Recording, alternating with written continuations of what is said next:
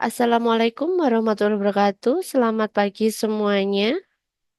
Saya ucapkan terima kasih banyak kepada Bapak Ibu peserta webinar dengan tema strategi penanganan hukum terhadap kekerasan fisik pada anak pada pagi hari ini. Dan tak lupa saya ucapkan terima kasih banyak kepada Bapak Aditya Cahya selaku narasumber kita pada pagi hari ini. Selamat datang Pak Adit di acara Terima webinar kita. kasih. Ya, terima kasih Bapak sudah berkenan menjadi narasumber kita pada pagi hari ini. Baik, sebelum kita memulai acara webinar pada pagi hari ini, marilah kita berdoa sesuai dengan kepercayaan masing-masing. Berdoa kami persilahkan.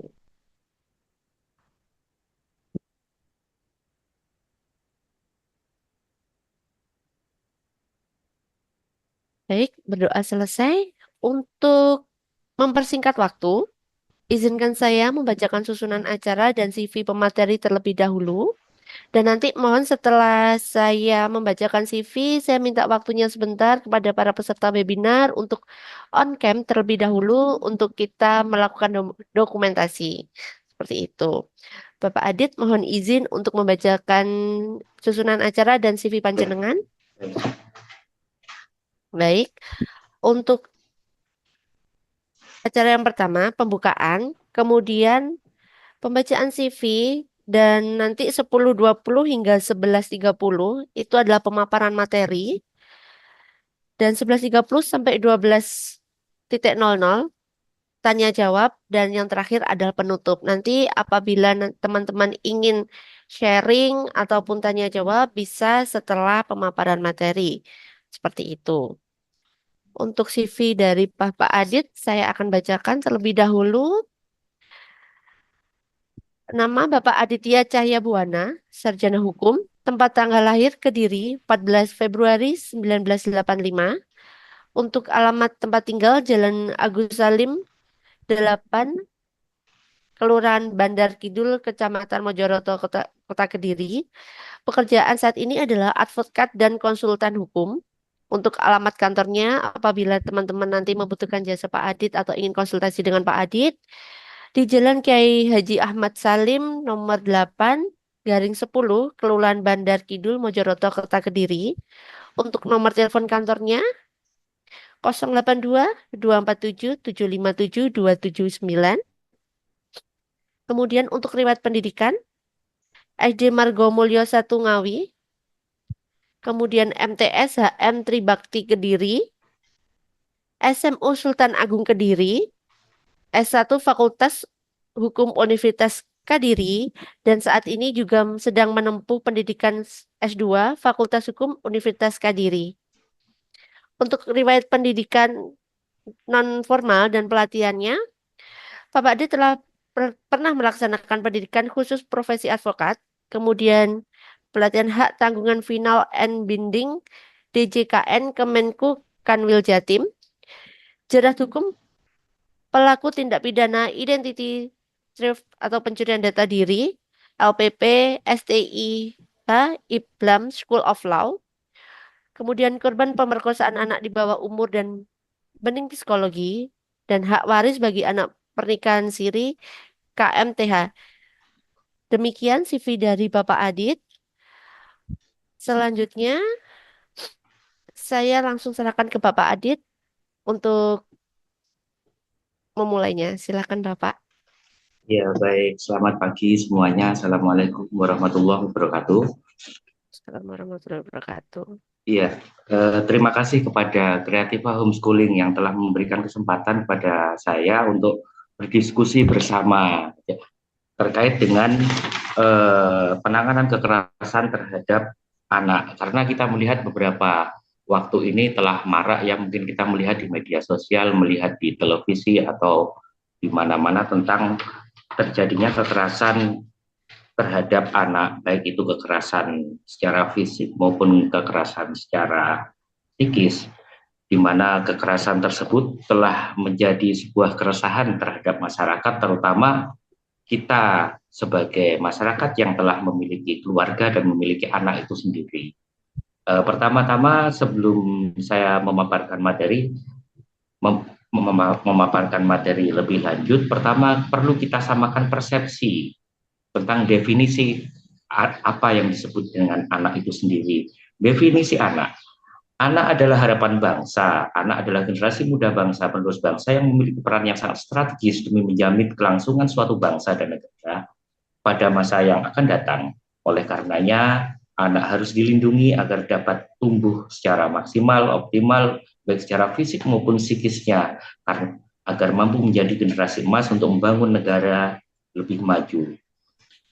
Negara kita telah mengatur sebuah peraturan atau perundangan yang berkaitan dengan anak itu sendiri, yaitu Undang-Undang Nomor 23 Tahun 2002 yang saat ini sudah dilakukan perubahan menjadi Undang-Undang Nomor 35 Tahun 2014 tentang perlindungan anak. Berdasarkan undang-undang tersebut, yang dimaksud anak adalah seseorang yang belum berusia 18 tahun, termasuk anak yang masih dalam kandungan. Artinya, setiap orang di mana mereka terklasifikasi berusia di bawah 18 tahun merupakan anak yang masih berada dalam kandungan, termasuk klasifikasi anak berdasarkan undang-undang tersebut. Dalam Undang-Undang Nomor 35 Tahun 2014 juga dijelaskan lebih spesifik tentang anak penyandang disabilitas, karena negara mulai membuat regulasi tentang anak yang berkebutuhan khusus, yaitu anak yang memiliki keterbatasan fisik, mental, intelektual, atau sensorik dalam jangka waktu yang dalam interaksi dengan lingkungan dan sikap masyarakatnya dapat menemui hambatan yang menyulitkan untuk berpartisipasi penuh dan efektif berdasarkan kesamaan hak. Artinya Undang-Undang 35 tahun 2014 juga memberikan hak serta perlindungan yang sama terhadap anak-anak yang terklasifikasi dalam anak penyandang disabilitas. Kemudian yang kedua, ketika kita berbicara tentang kekerasan terhadap anak, kekerasan terhadap anak, WHO telah mendefinisikan kekerasan terhadap anak adalah suatu tindakan penganiayaan atau perlakuan yang salah atau perlakuan yang menyimpang pada anak dalam bentuk menyakiti secara fisik, emosional, atau psikis, seksual, kemudian melalaikan pengasuhan dan eksploitasi untuk kepentingan komersial, baik secara nyata maupun tidak nyata, dan membahayakan kesehatan, kelangsungan hidup, harkat, martabat, serta perkembangannya. Kemudian Undang-Undang Nomor 35 Tahun 14 sebagaimana perubahan dari Undang-Undang 23 Tahun 2002 tentang perlindungan anak pada pasal 1 dan angka 15 huruf A menjelaskan definisi kekerasan terhadap anak adalah suatu kekerasan atau setiap perbuatan terhadap anak yang berakibat timbulnya kesengsaraan ataupun penderitaan secara fisik, psikis, seksual, atau penelantaran, termasuk ancaman untuk melakukan perbuatan, pemaksaan, atau merampas kemerdekaan yang dilakukan dengan melawan hukum. Menurut Kantor Pusat Layanan Terpadu Pemberdayaan Perempuan dan Anak, yang dimaksud kekerasan fisik antara lain adalah kekerasan pemukulan, penamparan, tendang, pencubitan, dan lain-lain yang berkaitan dengan fisik. Kemudian B, kekerasan emosional atau kekerasan psikis. Yang pertama, kekerasan berupa kata-kata, kekerasan berupa pengancaman, penghinaan, mencaci, memaki dengan kasar dan keras. Ini yang banyak terjadi sekarang, permasalahan yang berkaitan dengan bullying, mungkin yang beberapa waktu ini sedang marak. Kemudian C, kekerasan seksual. Yang pertama, pornografi. Yang kedua, perkataan-perkataan yang bersifat porno. Ketiga, tindakan-tindakan yang tidak senonoh atau pelecehan organ seksual terhadap anak. D, ketiga, pengabaian dan penelantaran anak. Segala bentuk kelalaian yang melanggar hak anak dalam pemenuhan gizi maupun pendidikan maupun hak-hak lainnya terhadap anak. E, kekerasan ekonomi atau eksploitasi, seperti dicontohkan mempekerjakan anak di bawah umur dengan motif ekonomi atau yang sering kita sebut eksploitasi ekonomi, kemudian prostitusi anak. Bentuk-bentuk kekerasan terhadap anak secara spesifik. Satu, kekerasan fisik. Kekerasan anak secara fisik adalah kekerasan yang dilakukan oleh seseorang berupa melukai bagian tubuh anak seperti penyiksaan, pemukulan, dan penganiayaan terhadap anak dengan atau tanpa menggunakan benda-benda tertentu, yang artinya di sini adalah bentuk penganiayaan atau kekerasan bisa digunakan dengan bantuan benda atau tanpa bantuan benda itu sendiri, yang menimbulkan atau mengakibatkan luka-luka fisik atau bahkan hingga dampak kematian terhadap anak. Bentuk luka dapat berupa lecet, memar, atau luka berat, yang dimana dalam hukum kita terklasifikasi bentuk kekerasan tersebut. Kekerasan yang bersifat fisik terklasifikasi ada yang ringan, ada yang sedang maupun berat hingga yang berakibat terhadap kematian. Macam-macam kekerasan fisik antara lain adalah ditampar, ditendang, dianiaya, dipukul, diinjak, dicubit, dijambak, dicekik, didorong, digigit, dibenturkan, dicakar, dijewer, disetrika, disiram air panas, disundut rokok dan lain sebagainya. Secara fisik, akibat kekerasan fisik antara lain luka, berdarah, luka lecet, patah tulang, sayatan-sayatan, dan lain sebagainya. Yang kedua, kekerasan psikis atau kekerasan ekonomi atau kekerasan emosi, maaf. Kekerasan fisik adalah situasi perasaan tidak aman dan nyaman yang dialami oleh anak. Kekerasan psikis dapat berupa menurunkan harga diri anak serta martabat korban atau anak. Kekerasan psikis meliputi penghardikan, penghinaan, penyampaian kata-kata kotor dan kasar, perundungan atau bullying seperti yang marak-marak terjadi belakangan ini. Pelaku biasanya menggunakan tindakan mental abuse, menyalahkan, melebeli, atau juga mengkambing hitamkan anak. Yang mendapatkan perlakuan ini umumnya menunjukkan gejala perilaku yang maladaptatif atau gejala-gejala psikis seperti menarik diri, pemalu, menangis jika didekati, takut keluar rumah, kehilangan kepercayaan diri, dan lain sebagainya. Yang ketiga, kekerasan seksual. Kekerasan seksual beberapa waktu ini sering kita dengar maupun kita lihat dalam media sosial marak terjadi, dan ini merupakan perhatian daripada aparat penegak hukum maupun pemerintah saat ini, di samping kekerasan-kekerasan yang lainnya. Kekerasan seksual merupakan segala jenis aktivitas seksual dengan anak. Kekerasan seksual terklasifikasi menjadi satu, kekerasan seksual non-kontak, seperti melihat kekerasan atau kegiatan seksual, dipaksa terlibat dalam kegiatan seksual dengan mengirimkan gambar, foto, video yang bersifat seksual kepada anak. Yang kedua, seksual kontak, seperti berhubungan seksual kepada anak, baik itu sentuhan, diajak berhubungan, dipaksa berhubungan, dan berhubungan seks di bawah tekanan. Dampak bagi anak yang mengalami kekerasan seksual pastinya anak akan mengalami dampak psikologis maupun dampak fisik yang serius kepada anak, baik saat itu maupun ke depannya, dan itu sangat berpengaruh terhadap masa depan anak. Yang keempat, kekerasan sosial. Kekerasan sosial terhadap anak mencakup penelantaran anak dan eksploitasi anak. Penelantaran anak adalah sikap dan perlakuan orang tua atau orang lain atau orang yang bertanggung jawab terhadap anak tersebut yang tidak memperhatikan perhatian yang layak terhadap proses tumbuh kembangnya anak. Orang tua ataupun orang yang bertanggung jawab atas anak tidak mempedulikan kebutuhan anak. Yang pertama, seperti kelalaian di bidang kesehatan, seperti penolakan ataupun penundaan memperoleh layanan kesehatan, tidak memperoleh kebutuhan kecukupan gizi dan perawatan medis anak ketika sakit. Kelalaian ini sering akan sangat mempengaruhi tumbuh kembang anak.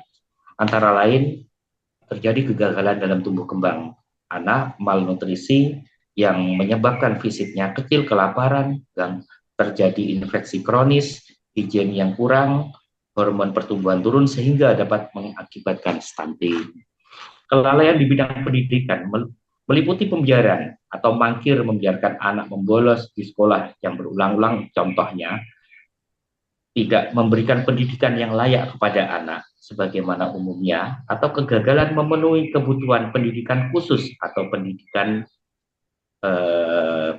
terhadap anak yang memiliki kebutuhan khusus. Kelalaian di bidang fisik meliputi pengusiran dari rumah dan pengawasan yang tidak memadai. Kelalaian di bidang emosional meliputi kurangnya perhatian, pengabaian, penolakan, kekerasan terhadap pasangan di hadapan anak. Yang dimaksud adalah memperlihatkan perilaku-perilaku kekerasan terhadap anak, dan pembiaran penggunaan rokok, alkohol, narkoba oleh anak. Eksploitasi anak dapat didefinisikan adalah merupakan perbuatan memanfaatkan anak secara sewenang-wenang yang dilakukan oleh keluarga atau orang lain dan memaksa anak melakukan sesuatu yang dapat mengganggu tumbuh kembang mental dan fisiknya. Eksploitasi anak berarti menghilangkan hak-hak anak. Contohnya memaksakan anak untuk melakukan sesuatu demi kepentingan ekonomi, sosial, politik tanpa memperhatikan hak-hak anak untuk mendapatkan perlindungan sesuai dengan perkembangan fisik, psikis, dan status sosialnya. Contoh misalkan mempekerjakan anak dan prostitusi anak. Anak bekerja di pabrik-pabrik yang membahayakan dengan upah yang rendah tanpa dilakukan peralatan yang memadai atau dipaksa melakukan pekerjaan rumah tangga melebihi batas kemampuannya. Kemudian apa dampak-dampak kekerasan terhadap anak? Ketika kekerasan itu terjadi terhadap anak sebagaimana kekerasan yang diuraikan di atas tadi, yang pertama dampaknya adalah pasti gangguan emosional terhadap anak. Yang kedua, memiliki kepercayaan dan sulit menjalin hubungan. Yang ketiga, memiliki perasaan yang tidak berharga atau kemudian menghilangkan rasa percaya diri dari anak itu sendiri sehingga mempengaruhi terhadap tumbuh kembang maupun psikologis anak ke depannya. Yang keempat, sulit mengatur dan mengontrol emosi. Kelima, merusak perkembangan otak dan sistem saraf anak. 6, melakukan tindakan atau perilaku yang negatif yang dilarang. Anak berakibat lepas kontrol atau melakukan perilaku-perilaku yang dilarang karena anak sendiri sering akan merespons segala sesuatu dan menirukan. Mungkin seperti itu contohnya. Yang ketujuh, berpotensi memiliki resiko kesehatan di masa depan. 8, menjadi pelaku kekerasan terhadap anak ataupun orang lain. Jadi kebanyakan anak yang pernah menjadi korban kekerasan kecenderungan memiliki naluri untuk melakukan pembalasan atau melakukan kekerasan terhadap anak atau orang lain. Kemudian beresiko memiliki gangguan mental di kemudian hari. Nah, selanjutnya, kekerasan-kekerasan terhadap anak di mana bisa terjadi? Dalam riset Kementerian Sosial mencatatkan kasus kekerasan terhadap anak di Indonesia cenderung terjadi dalam lingkungan keluarga. Lokasi lain yang rentan terjadi kekerasan ialah di pasar, fasilitas publik, area sekolah. Artinya apa? Artinya kekerasan terhadap anak bisa terjadi di mana saja karena hal ini dikarenakan anak merupakan adalah salah satu kelompok yang rentan mendapatkan perilaku kekerasan. Kemudian apa upaya-upaya perlindungan hukum terhadap anak? Dalam penanggulangan kekerasan terhadap anak digunakan dalam 3 tahap, yaitu tahap preventif, tahap preventif, dan tahap represif. Upaya preventif dapat dilakukan dari lingkungan keluarga oleh orang tua dengan pengawasan terhadap semua kegiatan anak. Artinya apa? Peranan keluarga maupun peranan orang tua merupakan peran penting karena lingkungan sosial atau lingkungan pendidikan anak yang pertama kali adalah keluarga dan yang memiliki tanggung jawab terhadap anak itu sendiri yang prioritas adalah keluarga. Yang kedua, upaya preventif. Upaya preventif dapat dilakukan melalui edukasi, sosialisasi yang dilakukan oleh orang tua, guru, tokoh agama maupun tokoh masyarakat serta lainnya. Jadi siapa saja yang memiliki peran dan semua masyarakat memiliki peran dalam melakukan perlindungan terhadap anak khususnya dalam upaya preventif seperti yang telah banyak dilakukan oleh pemerintah pada saat ini tentang mensosialisasikan tentang bagaimana melindungi anak terhadap perilaku kekerasan dan lain sebagainya. Kemudian upaya represif. Upaya represif adalah upaya terakhir dalam penanganan kekerasan terhadap anak. Upaya represif adalah upaya penegakan hukum. Artinya ketika upaya-upaya lain dan kekerasan terhadap anak sudah betul-betul terjadi, maka upaya represif dilakukan dengan penegakan hukum pidana oleh aparat penegak hukum. Artinya ketika kita melihat sebuah kekerasan terhadap anak terjadi di lingkungan kita dapat melaporkan atau orang tua dapat melaporkan kepada aparat penegak hukum yang kemudian akan dilanjutkan terhadap pidana. Siapa saja yang bertanggung jawab memberikan perlindungan terhadap anak? Dalam Undang-Undang Nomor 35 Tahun 2014 tentang Perlindungan Anak sudah diatur bahwasanya negara, pemerintah maupun pemerintah daerah bertanggung jawab terhadap perlindungan anak. Mengenai tanggung jawab negara, pemerintah, dan pemerintah daerah sebagaimana diatur dalam Undang-Undang 35 Tahun 2014 dalam beberapa pasal yang diantaranya mewajibkan dan memberikan tanggung jawab untuk menghormati pemenuhan hak anak tanpa membedakan suku, agama, ras, golongan, jenis kelamin, etnik, budaya maupun bahasa, status hukum, urutan kelahiran dan kondisi fisik maupun mental, serta melindungi dan menghormati hak anak dan bertanggung jawab dalam merumuskan dan melaksanakan kebijakan-kebijakan di bidang penyelenggaraan perlindungan anak. Kemudian dalam undang-undang ini pemerintah daerah berkewajiban dan bertanggung jawab untuk melaksanakan dan mendukung kebijakan nasional dalam penyelenggaraan perlindungan anak di daerah yang dapat diwujudkan dalam upaya dengan membangun kabupaten dan kota layak anak, serta kemudian kalau di tempat kami ada lingkungan sekolah ramah anak, kemudian serta memberikan dukungan sarana dan prasarana, serta ketersediaan sumber daya manusia dalam penyelenggaraan perlindungan anak. Kemudian tanggung jawab yang selanjutnya adalah kewajiban dan tanggung jawab masyarakat. Artinya adalah semua masyarakat harus memiliki kesadaran bahwasanya undang-undang telah mewajibkan kita untuk memberikan perlindungan dan peduli terhadap perlindungan anak itu sendiri. Selain tanggung jawab negara, pemerintah, dan pemerintah daerah, Undang-Undang Perlindungan Anak pun memberikan amanah, tanggung jawab, dan kewajiban kepada masyarakat, sehingga masyarakat tidak boleh lagi berpangku tangan dan bermasa bodoh atau apatis dalam hal perlindungan terhadap anak. Di antara kewajiban dan tanggung jawab masyarakat, diantaranya adalah melakukan kegiatan peningkatan peran serta masyarakat dalam penyelenggaraan perlindungan anak yang dilaksanakan dengan melibatkan organisasi kemasyarakatan, akademisi, dan pemerhati anak. Sehingga dalam hal ini organisasi masyarakat, akademisi, dan pemerhati anak sudah seharusnya turun tangan ke lapangan melakukan pencegahan dengan banyak cara, dengan banyak jalan melakukan edukasi dalam perlindungan terhadap anak. Sehingga kasus-kasus kejahatan terhadap anak, kasus-kasus kekerasan terhadap anak, terutama yang hari ini menjadi perhatian oleh kita semua, yaitu kekerasan seksual terhadap anak, dapat diminimalisir. Kemudian kewajiban dan tanggung jawab orang tua ini merupakan pasti, sesuatu hal yang pasti. Di samping oleh undang-undang juga diamanatkan bahwasanya undang-undang memberikan kewajiban dan tanggung jawab kepada negara, pemerintah, pemerintah daerah, dan masyarakat.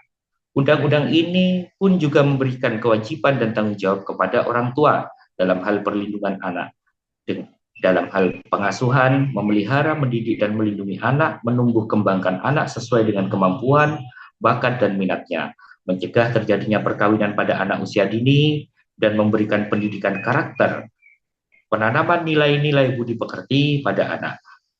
Karena pada kenyataannya orang tualah yang paling dekat dengan anak dalam kesehariannya, yang secara langsung memantau pertumbuhan fisik maupun pertumbuhan psikis sang anak dan memantau pergaulan keseharian sang anak. Kemudian kita bicara tentang bagaimana jerat hukum atau ancaman hukum terhadap pelaku kekerasan terhadap anak. Kekerasan terhadap anak dalam negara kita telah terklasifikasikan dalam extraordinary crime atau kejahatan yang luar biasa, di samping kejahatan-kejahatan seperti narkoba, korupsi, dan lain sebagainya. Sehingga pemerintah maupun aparat penegak hukum memberikan perlakuan khusus terhadap perilaku kejahatan atau kekerasan terhadap anak. Pelaku kekerasan terhadap anak dapat dikenakan sanksi berupa sanksi pidana penjara dan denda sebagaimana ditegaskan pasal 80 Undang-Undang Nomor 35 Tahun 2014 tentang perubahan atas Undang-Undang 23 Tahun 2002 tentang perlindungan anak. Di mana undang-undang tersebut menyatakan setiap orang yang melanggar ketentuan sebagaimana dimaksud dalam pasal 9C dipidana dengan pidana penjara paling lama 3 tahun 6 bulan atau denda paling banyak 72 juta rupiah. Dalam hal anak sebagaimana dimaksud ayat 1 luka berat, maka pelaku dipidana dengan pidana penjara paling lama 5 tahun atau denda paling banyak 100 juta. Dalam hal sebagaimana anak dimaksud mati, maka pelaku dipidana dengan pidana penjara paling lama 15 tahun atau denda paling banyak 3 miliar rupiah. Pidana ditambah sepertiga dari ketentuan sebagaimana dimaksud pada ayat 1, ayat 2, dan ayat 3 pasal 80 Undang-Undang 35 tahun 2014 apabila yang melakukan penganiayaan tersebut adalah orang tua dari anak itu sendiri. Kemudian undang-undang juga memberikan perlakuan khusus terhadap korban yang merupakan keadilan terhadap korban, yaitu restitusi. Pada kejahatan anak, Undang-Undang Nomor 35 Tahun 2014 mengatur tentang restitusi. Hal yang ini merupakan hal yang baru dalam sistem hukum pemidanaan kita. Restitusi adalah hak dalam undang-undang ini. Restitusi, mungkin kita belum mengerti apa yang dimaksud dengan restitusi, walaupun mengenai restitusi sudah diatur dalam hukum positif kita di Indonesia. Menurut Kamus Besar Bahasa Indonesia, restitusi dapat berarti ganti kerugian atau pembayaran kembali, atau anak atau korban berhak mendapat ganti rugi pengobatan apabila korban mengalami kekerasan fisik, penyerahan bagian pembayaran yang tersisa. Sedangkan menurut peraturan pemerintah nomor 3 tahun 2002 tentang kompensasi, restitusi, rehabilitasi terhadap korban pelanggaran hak asasi manusia, restitusi didefinisikan adalah sebagai ganti kerugian yang diberikan kepada korban atau keluarganya oleh pelaku atau pihak ketiga yang dapat berupa pengembalian harta milik, pembayaran ganti kerugian untuk kehilangan atau penderitaan atau akibat dari pelanggaran tersebut atau penggantian biaya untuk tindakan tersebut. Berdasarkan gambaran tersebut di atas, tentu kita sudah paham bahwa yang dimaksud restitusi adalah ganti rugi kepada korban ataupun keluarga korban kekerasan terhadap anak. Dalam hal Undang-Undang Nomor 35 Tahun 2014, masalah restitusi hanya diatur dalam satu pasal, yakni pasal 31D yang menyebutkan bahwa setiap anak yang menjadi korban sebagaimana dimaksud dalam pasal 59 ayat 2 huruf B, huruf D, huruf F, huruf H, huruf I, dan huruf J berhak mengajukan ke pengadilan berupa hak atas restitusi yang menjadi tanggung jawab pelaku kejahatan. Pada tataran prakteknya, korban atau keluarga korban yang anaknya mengalami kekerasan mengajukan kepada penuntut umum sehingga penuntut umum dapat menuangkan terhadap tuntutannya yang kemudian diajukan kepada majelis hakim di tingkat persidangan sehingga hakim dapat memutus perihal berapa jumlah dan apa bentuk restitusi yang harus diberikan kepada korban oleh pelaku atau keluarga pelaku terhadap korban kekerasan terhadap anak. Ketentuan lebih lanjut mengenai pelaksanaan restitusi dan sebagaimana dimaksud pada ayat 1 diatur dengan peraturan pemerintah.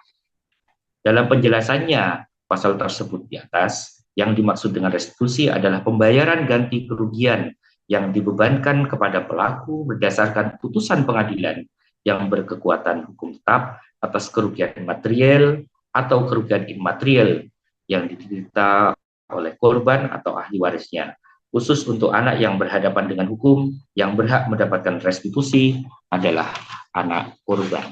Demikian, terima kasih. Mungkin itu sedikit uraian dari saya. Untuk selanjutnya mungkin bisa kita lanjutkan dengan sesi diskusi. Terima kasih. Ya, baik. Mungkin dari teman-teman ada yang mau ditanyakan terlebih dahulu terkait mungkin yang sekarang lagi happening itu yang kasus yang ada di daerah Jawa Barat ya Pak Adit. Itu Ya, yang pondok itu kan termasuknya adalah salah satu kekerasan pada anak dalam artian masuk ke kekerasan seksual. Nah, itu seksual. tanggapan dari hukum sendiri seperti apa Pak? Terus bagaimana ya kita mengantisipasi kondisi ini terulang kembali, kemudian bagaimana Iya, langkah sebagai dalam artian kan orang tua pasti kadang banyak yang ingin memasukkan anaknya ke pondok pesantren karena kondisinya sekarang ada kasus seperti itu, mungkin mereka was-was. Mungkin apa sih iya. perspektifnya yang bisa kita lakukan? Monggo Pak Adit. Nah, kalau eh, sebelum di kasus Jawa Barat, mungkin kita juga pernah dengar ada kasus di Jombang yang pondok pesantren itu juga. Kemudian saat ini juga saat ini sedang berjalan proses hukumnya di Sidoarjo. Dan kemudian beberapa waktu lalu ada juga kasus di pondok pesantren di Gontor, juga pernah di Ponorogo, dan juga di Kediri bahkan yang anaknya sampai meninggal. Yang banyak di samping kasus kekerasan seksual juga kasus penganiayaan atau kekerasan yang dilakukan oleh pengurus pesantren itu sendiri terhadap anak.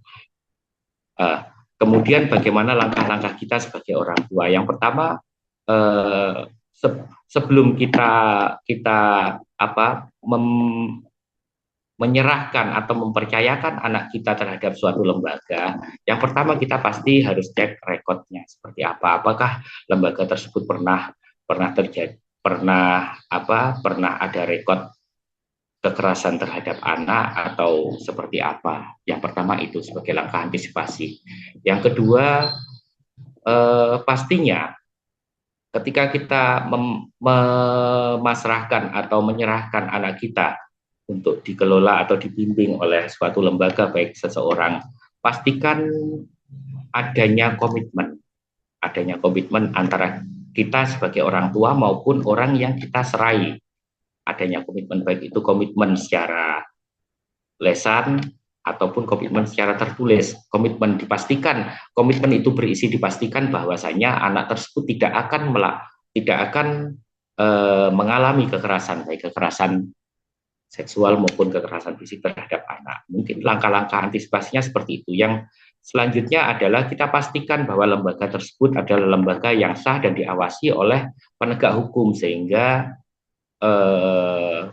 lembaga tersebut juga memiliki rasa perlindungan terhadap anak, di mana lembaga-lembaga pendidikan sebenarnya memiliki peran serta terhadap perlindungan anak, akan tetapi pada akhir-akhir ini baru kita ketahui ternyata banyak kekerasan itu sendiri karena mungkin kurangnya pantauan dari orang tua, ya karena memang orang tuanya kan ya jauh jauh dan tidak bisa memantau setiap hari, dan kedua kurangnya kesadaran maupun mungkin adanya budaya-budaya yang sudah lama terhadap yang mengakar dalam lembaga pendidikan tersebut, bahwasanya mungkin ada senior maupun junioritas sehingga anak baru mendapatkan kekerasan atau perlakuan yang kurang baik terhadap anak tersebut.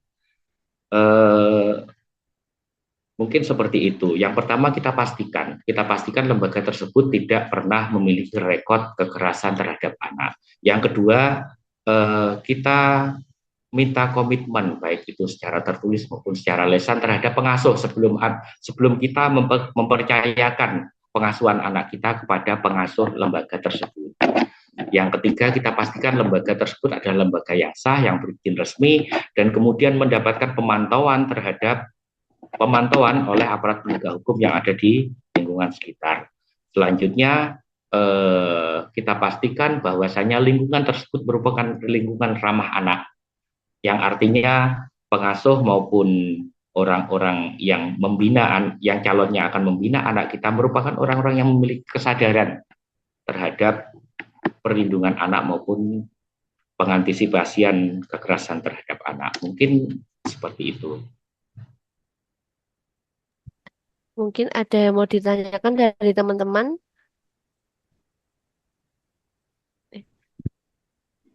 Apabila ingin open mic, silahkan langsung open mic terus menanyakan terkait mungkin ada di lingkungan Bapak Ibu sekalian terkait, oh ini sebenarnya masuk ke kekerasan atau bukan, terus bagaimana penanganannya. Nah, silakan ditanyakan mumpung kita sekarang lagi bisa berdiskusi dengan Pak Adit terkait kekerasan anak di pandangan hukum seperti apa. Seperti itu. Oke, saya Bu Budian. Oke, monggo. Humus. Oke, Assalamualaikum Pak Adit. Waalaikumsalam, Bu. Nggih. Oke, ini saya ingin cerita tentang Nggih. posisi saya kan sebagai ini ya, apa? Pemilik sekolah, pemilik Nggih, nggih, sekolah. Bu. Nggih, Nggih. iya. Jadi kan kadang-kadang bingung batasan Nggih. antara mendidik dan batasan antara Dan kekerasan. tegas antara tegas ataupun mendidik, nggih. Ya, karena Nggih. yang terjadi di dunia pendidikan itu Pak, kadang-kadang kita sebagai guru itu kan ketika ngapunten kan ada Iya, target belajar, ada target betul. kurikulum yang harus dicapai, target apa absensi dan sebagainya. Itu kan kita sebenarnya sudah bicara baik-baik ke orang tua, bicara baik-baik ke anaknya gitu loh. Cuman kadang-kadang kan anaknya itu Iya, tetap iya, baleni lagi dan baleni lagi. Eh, betul. Kadang-kadang itu juga gini kan ada kejadian di salah satu guru tuh sebenarnya eh nggak jiwet Pak. Jiwetnya itu Iya, sebenarnya nggak keras, wong kita kan iya, juga tahu batasan gitu iya. loh. Cuman itu Niatnya mendidik. Nggih. anaknya itu reaksinya itu kayak gini, Bu, kan bisa atau Bu diomongkan baik-baik loh. Dari tadi Bu Guru ngomong baik-baik nggak direspon kok minta ngomong baik-baik gitu. Nggih. Kadang-kadang itu kan kalau sudah kedengaran di orang tua, kedengaran di umum itu kan yang terjadi adalah gurunya nyetot muridnya gitu loh Pak. Jadi maksudnya Betul. mungkin teman-teman di sini kebanyakan juga guru gitu loh. Nggih, Mungkin iya, bisa dijelaskan batasan hukumnya, iya, eh, Bu. posisinya kita itu mau negesi anak atau ini termasuk kategori kekerasan. Itu Iya, aja Pak. Monggo. iya, Bu. Sebenarnya masalah ini masalah klasik, Bu, ya. Sudah banyak terjadi dan sekarang kan juga ada yang viral tuh, Bu, ada yang guru sampai dilaporkan di daerah Makassar atau mana itu yang dilaporkan dan masuk di persidangan.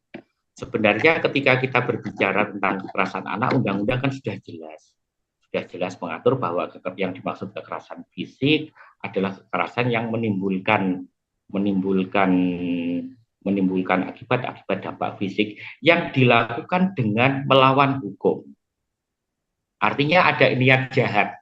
Contohnya misalkan ada anak di jalan, anak nggak ngapa-ngapain kemudian dipukuli, itu kan jelas perbuatan melawan hukum. Tapi ketika seorang pendidik mungkin eh, nyetot anak didiknya lah dengan niat yang baik dan kemudian batasan-batasan itu mungkin pendidik sendiri kan tahu apakah ini mengakibatkan kekerasan, mengakibatkan dampak fisik yang berat, mengakibatkan dampak psikologis, pendidik yang lebih tahu. Saya rasa hal tersebut eh, tidak masuk klasifikasi terhadap kekerasan anak sebagaimana yang diamanatkan dalam undang-undang. Dan kemudian ketika pendidik menegur anak ketika belajar atau mungkin tidak mengerjakan tugas atau apa, kan tidak mungkin toh pendidik sampai sampai berkata kotor atau apa terhadap anak. Batasan-batasannya sebenarnya kita sendiri sudah tahu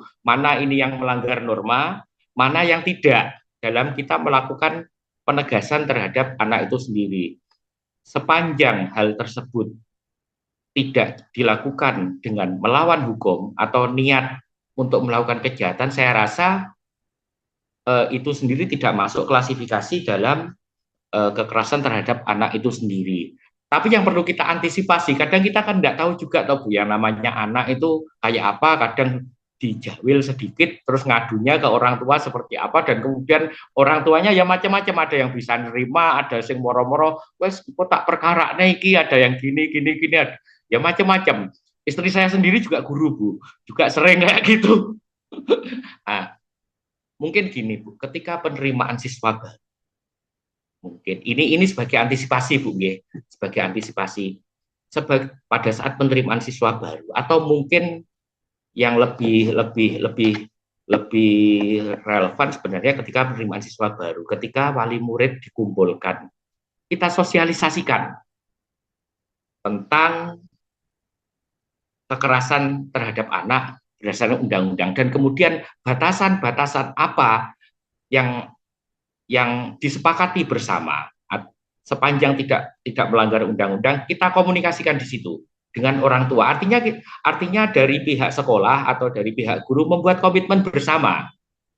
Ini yang boleh, ini yang tidak boleh. Dan itu yang akan kita taati bersama di kemudian hari. Misalkan ada anak nggak mau masuk sekolah, nggak mau masuk kelas, atau anak nggak mau ikut upacara, kemudian gurunya marahi atau nyetrap nyuruh berdiri. Ya ini kita sepakati aja dengan orang tua siswa.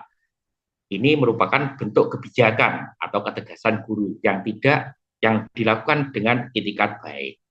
Yang dilakukan dengan itikat baik. Artinya ketika itu ada kesepakatan, saya rasa ke depannya apa-apa yang dikhawatirkan oleh Bapak Ibu pendidik itu bisa termitigasi. Yang jelas adanya komitmen atau komunikasi Bu antara pihak sekolah dengan orang tua agar permasalahan yang kecil tidak menjadi permasalahan yang besar, kan seperti itu. Kalau undang-undang sudah jelas ngaturnya, yang dimaksud dengan kekerasan anak adalah kekerasan fisik, psikis, seksual, dan lain sebagainya yang dilakukan dengan melanggar hukum atau melawan hukum. Saya rasa pendidik di sekolah sendiri tahu di mana batasan-batasannya.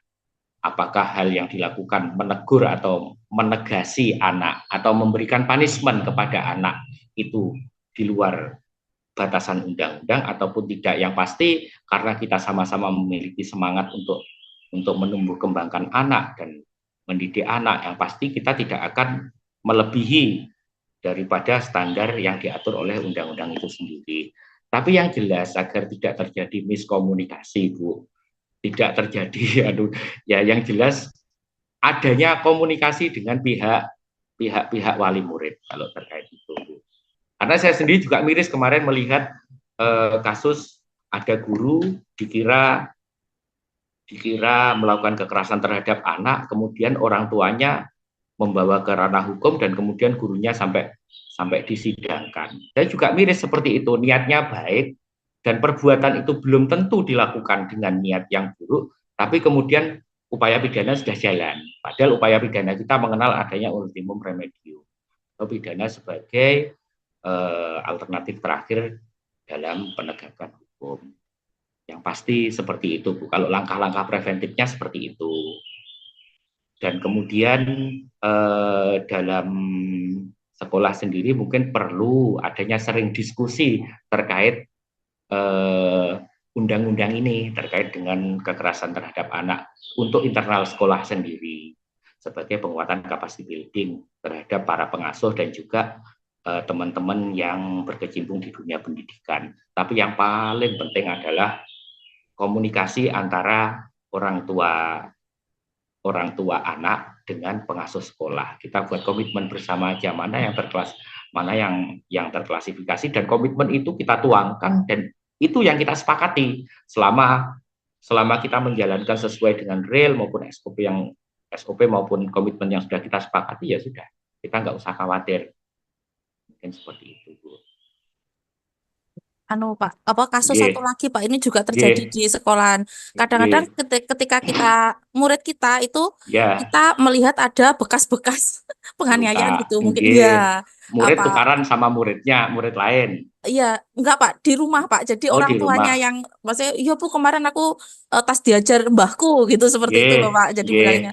Nah itu kalau kita dari pihak guru itu sejauh mana sih kita bisa ikut campur dalam urusan rumah tangga orang lain itu kan kadang-kadang Iya, kita kan riskan Pak ya mau iya, negur orang tuanya, paling orang tuanya, alah Bu cuman sedikit aja kemarin itu nakal lah malah curhat berkepanjangan. Maksud kita kan iya, eh sejauh mana sih ini maksudnya harus kita tindak lanjuti ataukah kalau sudah ngomong baik-baik ke orang tuanya tapi tidak ada reaksi itu kita sebagai saksi ya Pak, saksi hidup iya, melihat itu bagaimana ya iya. kira-kira Apakah tindakan kita, nggih, tidak seperti kan itu. betul?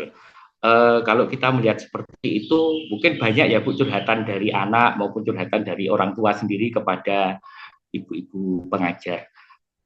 Eh, kalau yang bisa kalau kita ini ngomong kerasnya dulu, Bu, nggih.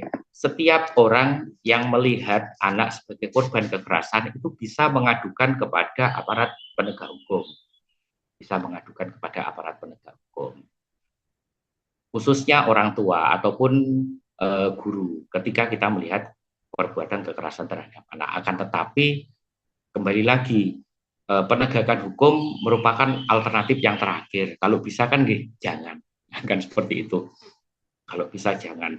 Ya tentu batasan-batasan kita sebatas menegur dan kemudian melakukan edukasi kepada orang tua agar anak mendapatkan perlindungan dari keluarganya, karena wilayah-wilayah kita sebagai pendidik, kita bisa mengawasi anak tersebut hanya ketika dalam lingkungan sekolah.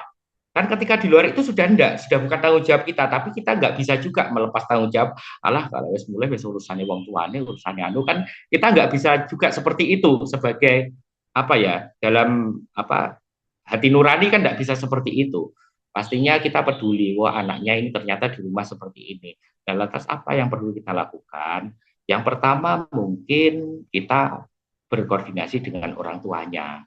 Yang kedua, mungkin bisa dipanggil Bu orang tuanya ke sekolah, kita ceritakan itu, ya kalau kemudian dampaknya malah curhat, ya itu pasti. Itu pasti orang tua pasti akan berkeluh kesah, bercerita banyak tentang itu.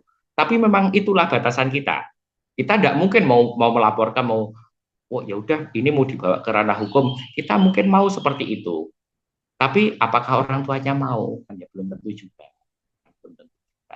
Hanya pencegahan-pencegahan secara apa Bu ya, secara preventif yang bisa dilakukan seperti itu. Kemudian apabila mungkin, yaitu Bu, mungkin perlunya sosialisasi maupun edukasi yang secara rutin mungkin terhadap wali murid yang mungkin dipanitiai oleh sekolah, kemudian bisa menghadirkan PPA atau penegak hukum, atau mungkin dari dinas terkait untuk memberikan edukasi. Kadang gini Bu, mungkin kalau di daerah-daerah tertentu banyak yang sudah sadar terhadap perlindungan anak.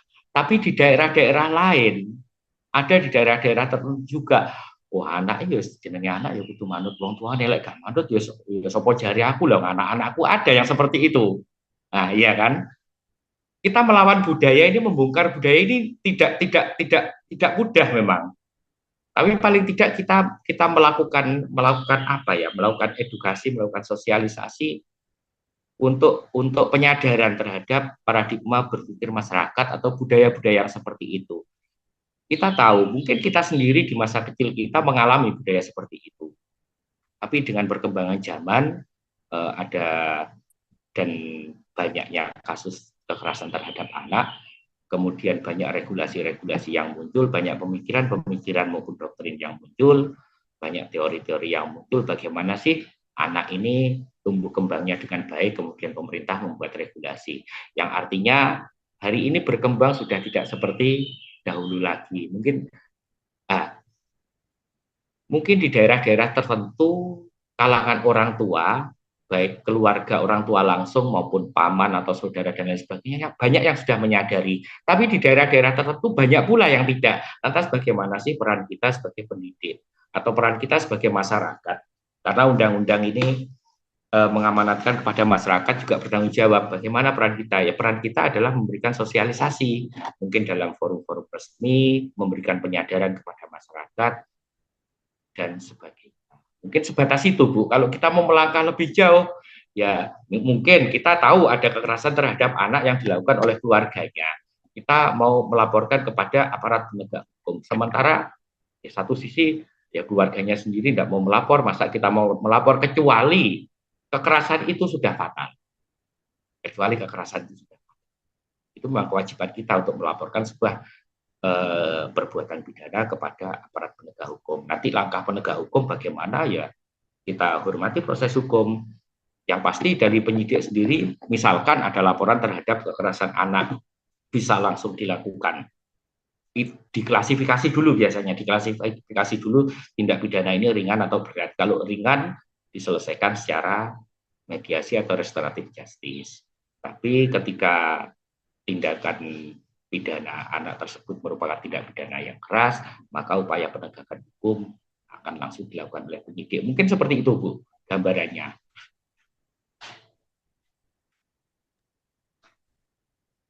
Pak Adit, ini tadi di chat ada pertanyaan dari Ibu Maria Rosyana.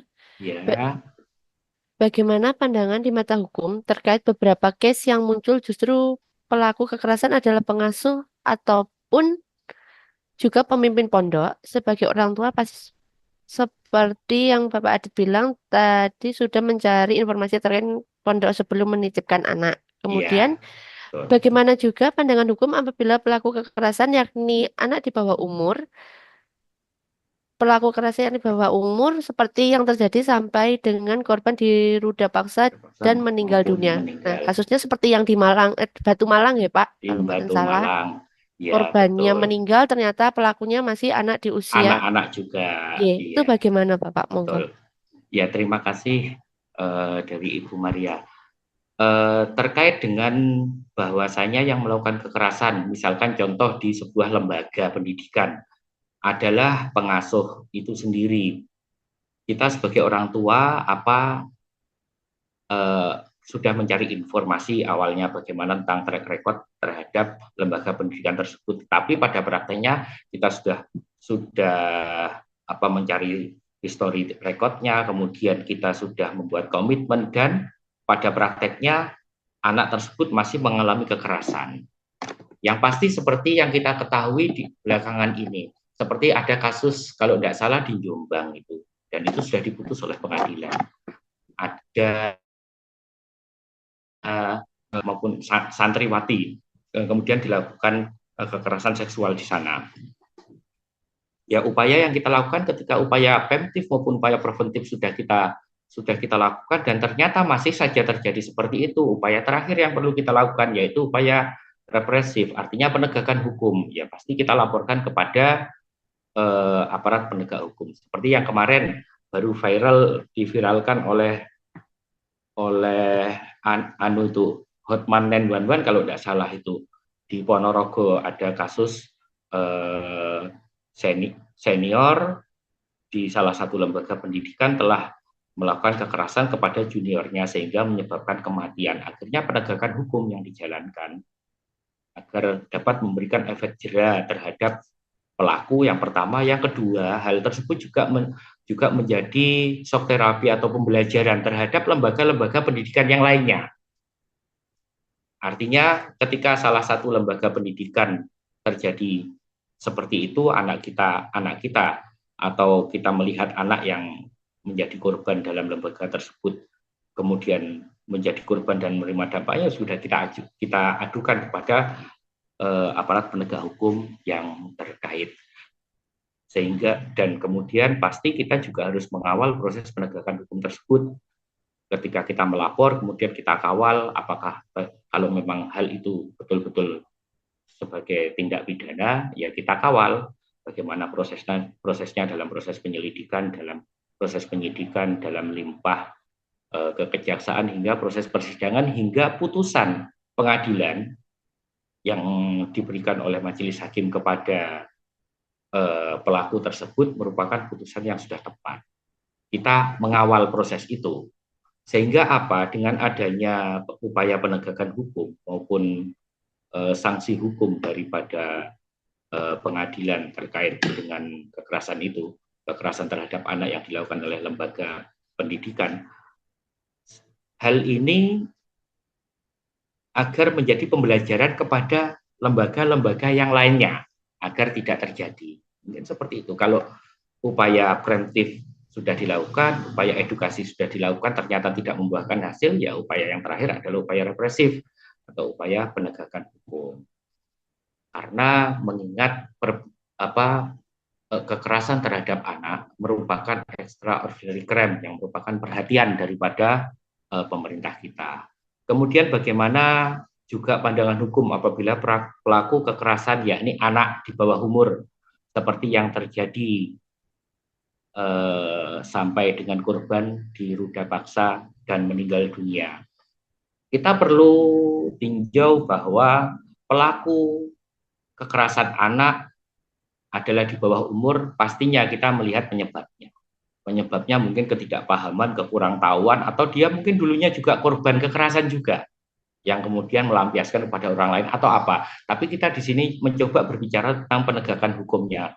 Undang-undang sudah mengatur bahwasanya apabila pelaku tersebut juga anak, proses hukum juga tetap berjalan, di mana di negara kita diatur juga tentang peradilan anak, di mana anak yang berhadapan dengan hukum, anak yang anak sebagai pelaku kejahatan juga akan diadili.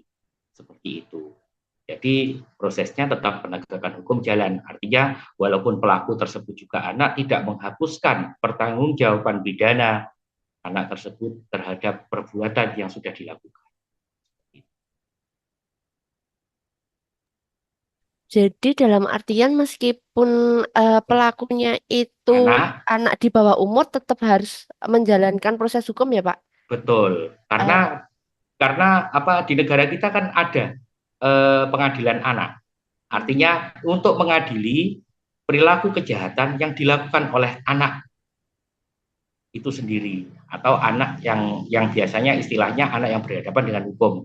Anak yang berhadapan dengan hukum adalah anak pelaku kejahatan. Ya, tapi ada batasan-batasan usianya biasanya seperti itu. iya. Kan kalau yang di kasus yang di Batu itu kan usianya masih anak SD ya Pak. Terus Betul.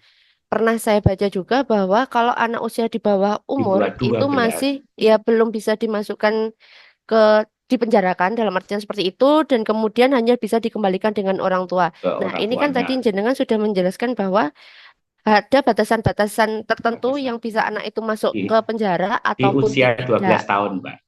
Oh, Di ngoten nggih, usia nggih. 12 tahun, anak di atas 12 tahun, proses pemidanaan bisa dijalankan, kecuali anak di bawah itu, di bawah 12 tahun. Kalau hukumnya seperti itu.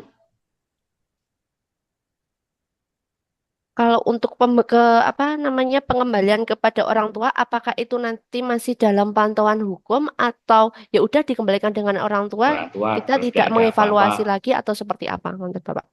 Kalau proses pengembalian kepada orang tua itu sama halnya seperti seorang narapidana yang mendapatkan asimilasi atau mendapatkan remisi atau mendapatkan pembebasan bersyarat. Artinya pemidanaan pengembalian kepada orang tua dikembalikan kepada pimpinan orang tua tidak serta-merta kok melepaskan pertanggungjawaban terhadap anak tersebut. Artinya tetap orang tua wajib melaporkan kepada aparat penegak hukum bagaimana perkembangan anak tersebut ketika setelah dikembalikan kepada orang tua. Nah, seperti itu.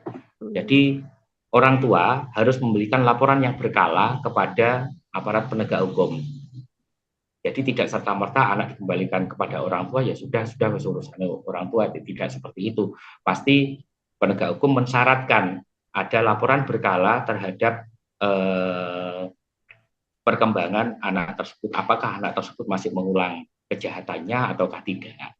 Itu. Dan kemudian apakah anak menyadari kalau apa yang dilakukan ini adalah sesuatu yang salah, anak mengetahui kalau apa yang dilakukan dulu adalah perbuatan yang salah atau tidak, itu harus dilakukan laporan berkala dari orang tua kepada aparat penegak hukum.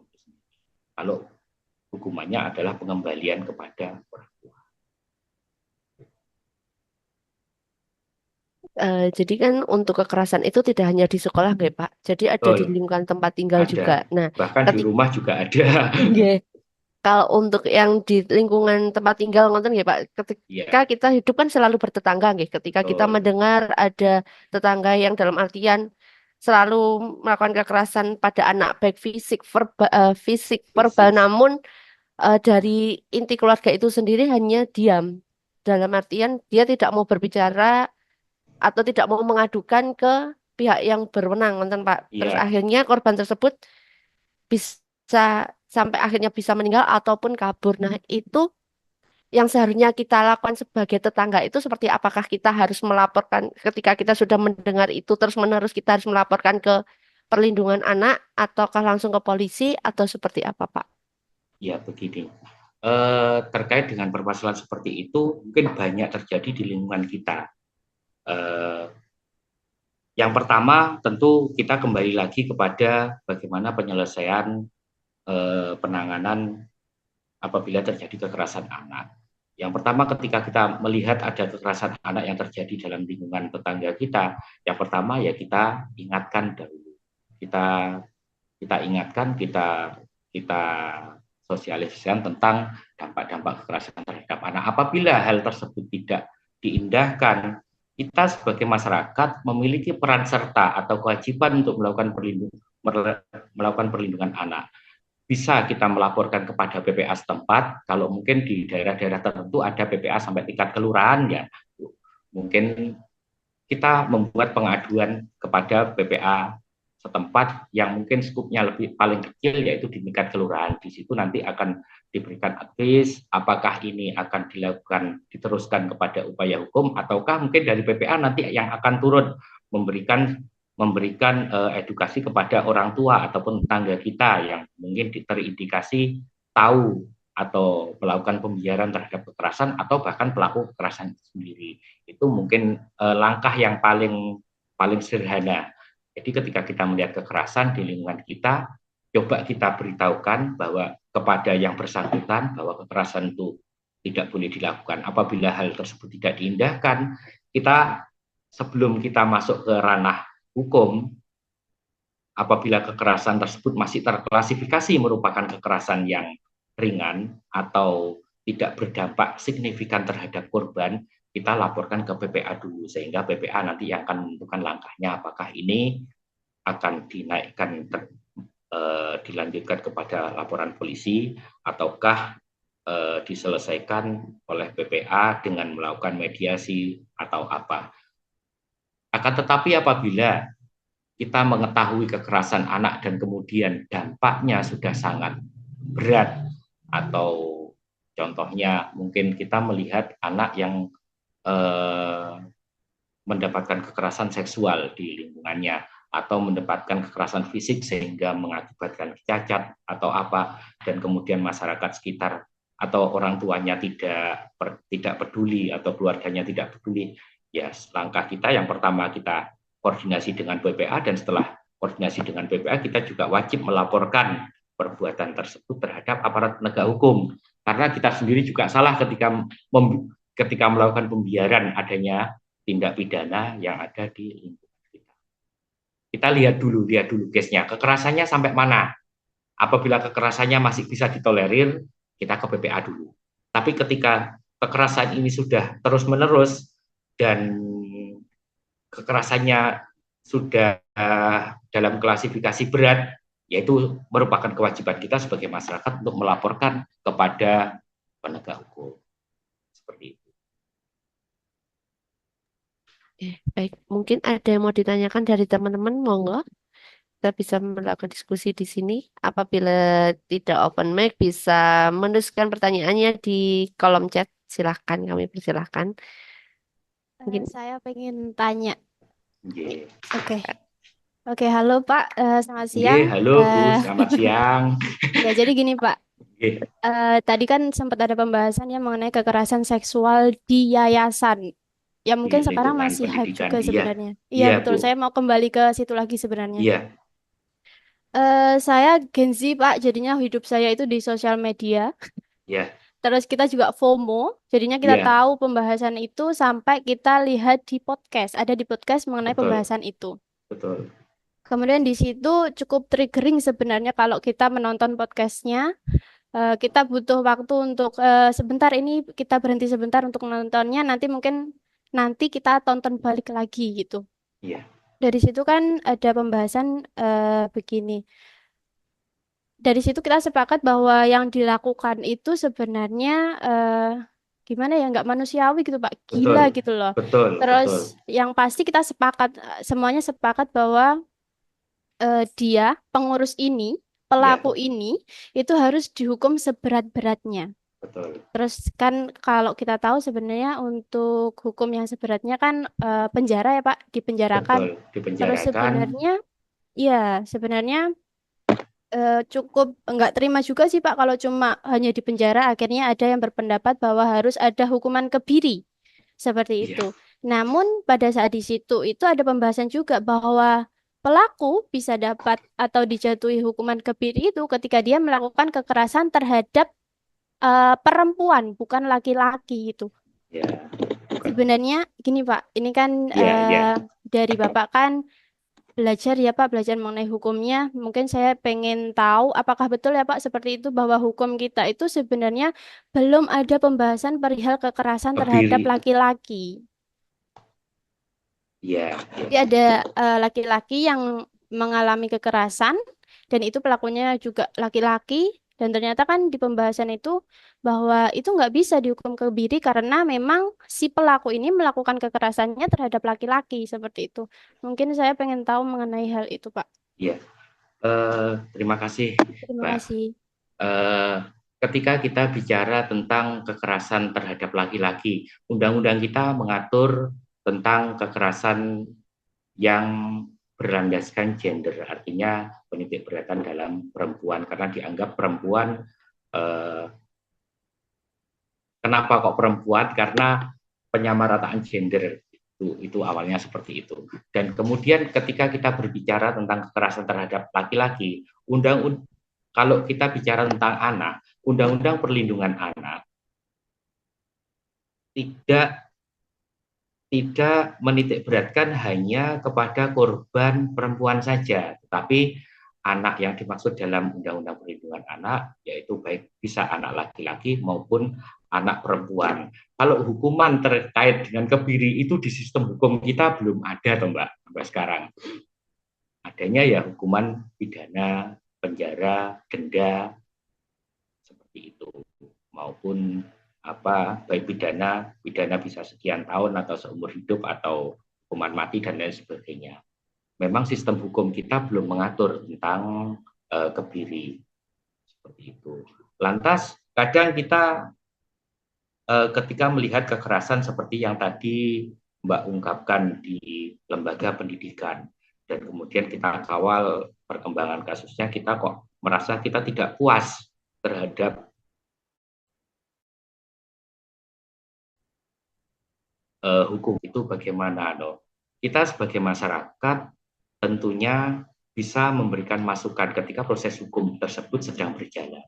Kita bisa memberikan masukan tertulis kepada aparat penegak hukum terkait dengan bagaimana penanganan ini dan kemudian penjatuhan pemidanaannya seperti apa. Kita bisa memberikan masukan kepada aparat penegak hukum ketika proses hukum itu sedang dijalankan. Tapi kembali lagi, ketika apakah hukum kita ini untuk korban kekerasan kepada laki-laki memang belum, apakah tidak ada. Kalau kita bicara undang-undang perlindungan anak, di situ undang-undang memberikan perlindungan kepada anak baik itu laki-laki maupun perempuan. Tapi kecuali kalau kita sudah bicara terhadap undang-undang yang lain seperti undang-undang PKDRT, itu titik beratnya di perempuan. Akan tapi tidak menutup kemungkinan ketika laki-laki yang mendapatkan kekerasan itu juga mendapatkan perlindungan oleh undang-undang itu sendiri. Tapi ini lingkupnya sudah bukan di perlindungan anak.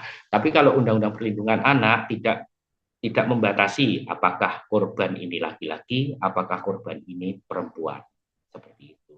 Dan kemudian apabila kita kurang puas dengan proses hukumnya, pada saat kita mengawal proses hukum tersebut, kita sebagai masyarakat yang peduli, karena undang-undang sendiri mengatur bahwasanya masyarakat memiliki kewajiban terhadap perlindungan anak, kita dapat memberikan masukan, baik itu secara lisan maupun secara tertulis kepada aparat penegak hukum yang menangani proses perkara tersebut. Seperti kemarin ada contoh di salah satu kota di Sidoarjo, sekarang masih proses sidang ini, Mbak, di sebuah lembaga ya semacam pondok seperti itu, ada kasus kalau tidak salah pencabulan terhadap santri perempuannya. Nah, itu peran serta masyarakat sangat aktif di situ. Yang pertama, kasus tersebut tidak terblow up awalnya. Kemudian masyarakat melakukan demonstrasi ke aparat penegak hukum agar segera melakukan penanganan terhadap kasus tersebut, dan akhirnya sampai sekarang kasus tersebut dilimpahkan ke penegak hukum dan sedang diproses persidangan.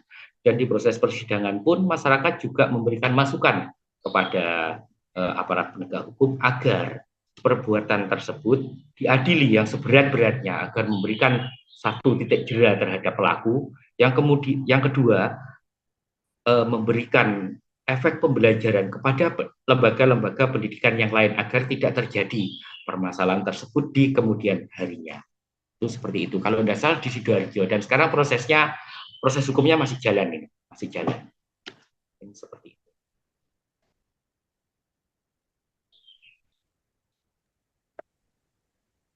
Oke, baik. Mungkin ada lagi yang mau ditanyakan, monggo silahkan.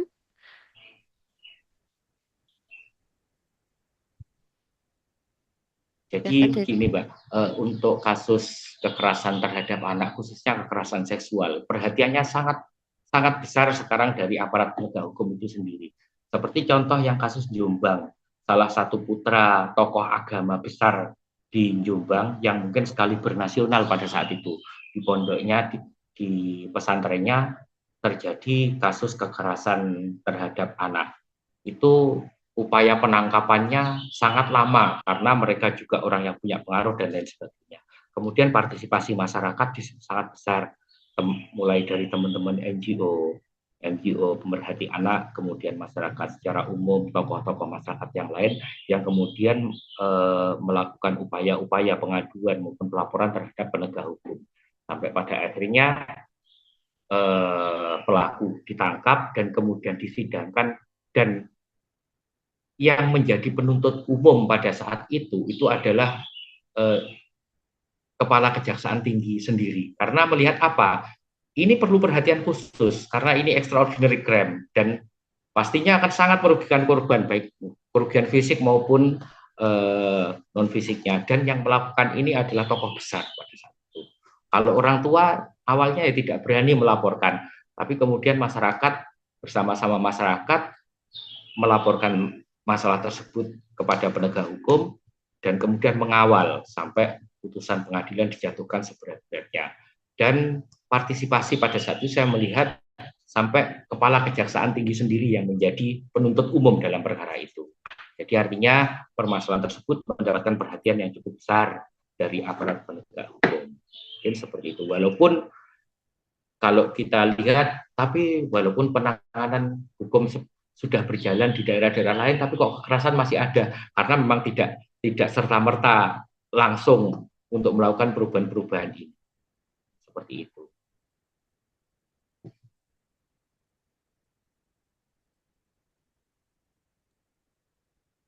Oke. Monggo silahkan yang mau ada yang mau ditanyakan lagi terkait kekerasan anak atau terkait Iya, kekerasan ya dari lingkungan. Monggo silahkan. iya, Bu. Sebentar. Bisa dengar suara saya, Bapak? Gini, sakit Ya, Pak. Pak Yuda, monggo. Oh iya. Begini, Pak. Saya Yuda dari Kota Malang. Kebetulan saya juga pendidik, Pak.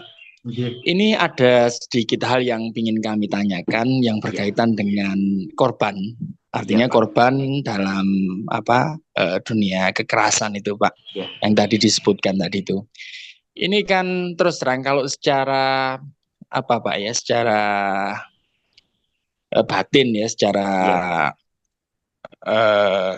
korban-korban ini kan akan menderita itu secara seumur hidup, Pak, secara fisik, secara mental itu, Pak. Iya, Pak. Ini kan yang jelas kan kami juga ingin tahu peran serta aktif pemerintah di dalam healing atau menyembuhkan anak-anak yang mengalami kekerasan Korban seperti kekerasan. ini. Iya, betul sekali, Pak. Jadi ini nggak lama, ini nggak loh Pak, nggak sebentar anak-anak ini betul. akan mengalami trauma yang cukup mendalam, nggak sebentar, ini butuh waktu tahunan. Nah, yang ingin kami tanyakan bentuk perlindungan pemerintah, bentuk bantuan pemerintah, kemudian advokasi pemerintah kepada anak-anak seperti ini nih bagaimana Pak? Terima kasih Pak. Ya, memang kalau kita bicara tentang dampak, khususnya dampak psikologis terhadap korban kekerasan terhadap anak merupakan dampak yang lama sekali, Pak. Kemudian bagaimana peran pemerintah dalam hal itu. Ketika korban kekerasan terjadi dan sudah dinyatakan perkara tersebut sudah dinyatakan betul-betul ada kekerasan terhadap anak, pelaku sudah dipidana maupun korban tersebut sudah dinyatakan sebagai korban, tentunya kita sebagai masyarakat atau kita sebagai orang tua atau kita sebagai pendidik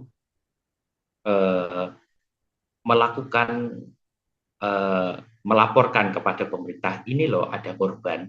Pemerintah khususnya kalau di tempat kami itu di Dinas PPA, Pak ya, di Dinas PPA kita laporkan karena di situ kan ada psikologinya, ada psikolognya di situ yang kemudian akan memberikan konseling secara intensif terhadap korban-korban kekerasan terhadap anak.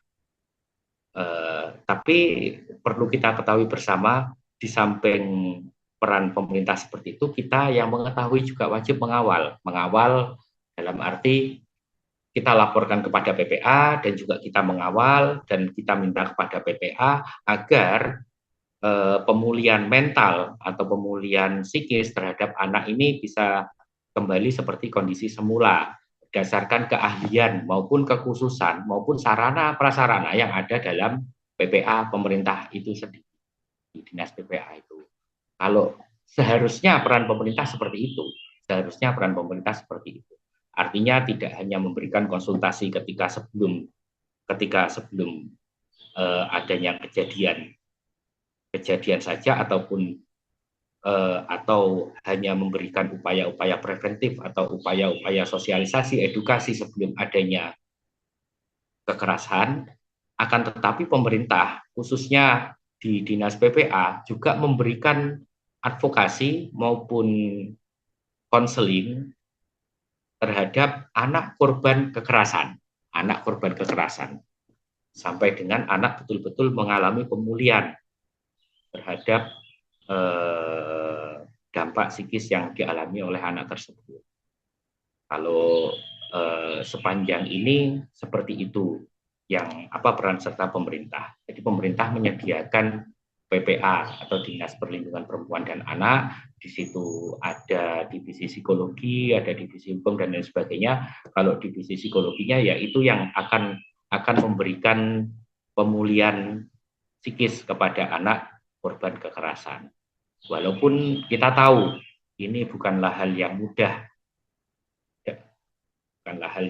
dan bukan hal yang membutuhkan waktu cepat karena hal tersebut memang lama. Artinya kita sendiri ketika sudah melaporkan kepada PPA, ini loh ada korban, ayo gimana penanganannya, kita sendiri juga wajib mengawal itu agar advokasi daripada pemerintah sendiri juga maksimal dan tidak ya hanya sebatas formalitas dilakukan oleh pemerintah.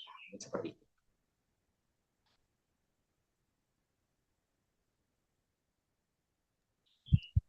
Bagaimana Pak Yuda? Mungkin ada yang mau ditanggapi lagi? Monggo.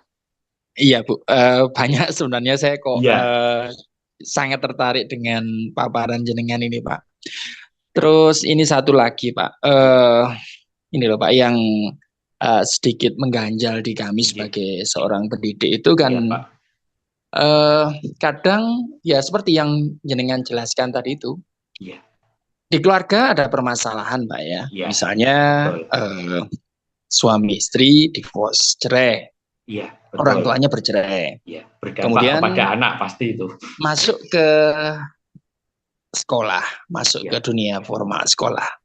Di situ kecenderungan anak itu yang pertama mereka akan melampiaskan. Artinya melampiaskan itu mereka akan mencari sesuatu hal yang sekiranya itu bisa membuat batin mereka itu merasa sangat tenang dan lain sebagainya. Itu ya permasalahan di situ. Nah, kemudian permasalahan ini nggak akan pernah selesai apabila di keluarga itu kan terjadi semacam apa Pak ya, perpecahan semacam itu. Nah ini kan terus-menerus akan menjadi suatu hal atau momok buruk bagi si anak tadi. Nah ini kami yang selaku pendidik ini kira-kira apa Pak ya, healing atau semacam cara atau metode untuk membuat si anak tadi itu merasa bahwa ini loh rumah kedua kita. Saya, ini loh rumah kita, sekolah kita, ini loh bentuk advokasi kita kepada anak-anak yang menderita tadi itu yang broken home tadi itu Pak. Iya betul. Itu Pak, nggih. Matur nuwun Pak. Nggih. Iya baik, terima kasih Pak. Ini menarik sekali Pak. Saya pernah dulu klien saya pernah cerita karena broken home kemudian berdampak kepada anak dan kemudian anaknya nakal di sekolah dan kemudian gurunya juga sampai menegur dan lain sebagainya. Saya rasa tanggung jawab pertama pasti adalah tanggung jawab orang tua karena lingkungan yang pertama kali dan lingkungan tempat yang terlama anak itu tinggal atau anak itu berinteraksi sosial adalah di rumahnya. Tapi bagaimana ketika orang tua tidak peduli, dan kemudian bagaimana peran kita di sekolah. Yang pasti kita pertama-tama harus menginventarisir dulu Pak, mana-mana peserta didik kita yang memang mengalami dampak dari broken home tersebut. Kita inventarisir. Oh ada, katakanlah ada beberapa, kita inventarisir. Permasalahannya apa?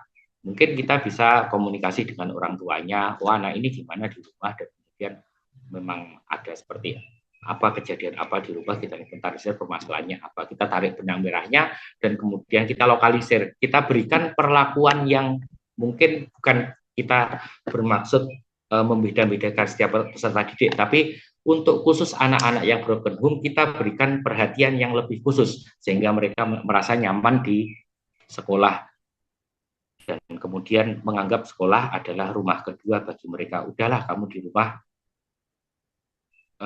broken seperti itu, tapi di sini ada orang tua yang ngelindungin kamu. Mungkin itu yang pertama dilakukan inventarisir. Kemudian bisa bekerja, mungkin bisa kerja bareng Pak ya, antara BK yang memberikan konseling itu memberikan pemantauan khusus, atau dan memberikan ruang-ruang komunikasi khusus terhadap anak tersebut. Artinya mungkin satu minggu atau beberapa hari sekali anak tersebut diajak berinteraksi khusus sehingga dia bisa menceritakan masalah-masalahnya apa, dan kemudian BK memberikan advokasi sehingga paling tidak atau setidaknya anak merasa nyaman di sekolah. Dan kemudian yang terpenting lagi adalah komunikasi antara pihak sekolah, khususnya BK yang menangani anak tersebut, kepada orang tua anak yang di rumah. Entah ketika broken dia kemudian ikut ibunya atau ikut ayahnya, siapa yang di rumah, komunikasi itu. Jadi dengan semangat bersama-sama orang tua untuk memulihkan kondisi psikis anak, sekolah akan melakukan pembagian peran. Artinya ketika di rumah ya memang orang tua berperan untuk memulihkan psikis anak. Ketika di sekolah, sekolah yang akan melakukan peran itu. Artinya ada komunikasi antara pendidik dan juga orang tua sehingga bisa disepakati bersama. Oh anak ini korban daripada broken home yang ada di rumah, dan kemudian dampaknya terhadap sosialnya baik di sekolah maupun di rumah seperti ini. Didiskusikan bersama dengan orang tua, bagaimana orang tua berperan di rumah dan bagaimana sekolah berperan di sekolah untuk pemulihan bersama anak tersebut. Mungkin seperti itu Pak. Artinya komunikasi antara orang tua dan juga pendidik itu sangat penting untuk nangani anak ini. Dan kemudian ada pembagian peran ketika di sekolah, bagaimana sekolah terhadap melakukan advis kepada anak tersebut, dan kemudian bagaimana kalau di rumah orang tua memberikan advis kepada anak tersebut, karena kan memang harus perlakuan khusus anak seperti itu Pak. Perlakuan khusus dalam arti mungkin cara membinanya, cara menyampaikan sesuatu kita kepada anak tersebut. Kalau dikerasi mungkin anak bisa tambah keras, tambah tidak nurut atau apa, atau ketika kita kalem anak tersebut akan nurut. Mungkin kan ada perlakuan-perlakuan seperti itu yang mungkin yang lebih tahu adalah orang tuanya itu sendiri. Nah, koordinasi ini perlu dijalin Pak antara pendidik dan juga orang tua tentang pembagian peran, bagaimana melakukan pemulihan bersama-sama terhadap anak tersebut. Kalau pendidik berperan ketika anak tersebut berada di sekolah, dan orang tua juga berperan ketika anak tersebut berada di rumah. Mungkin seperti itu Pak.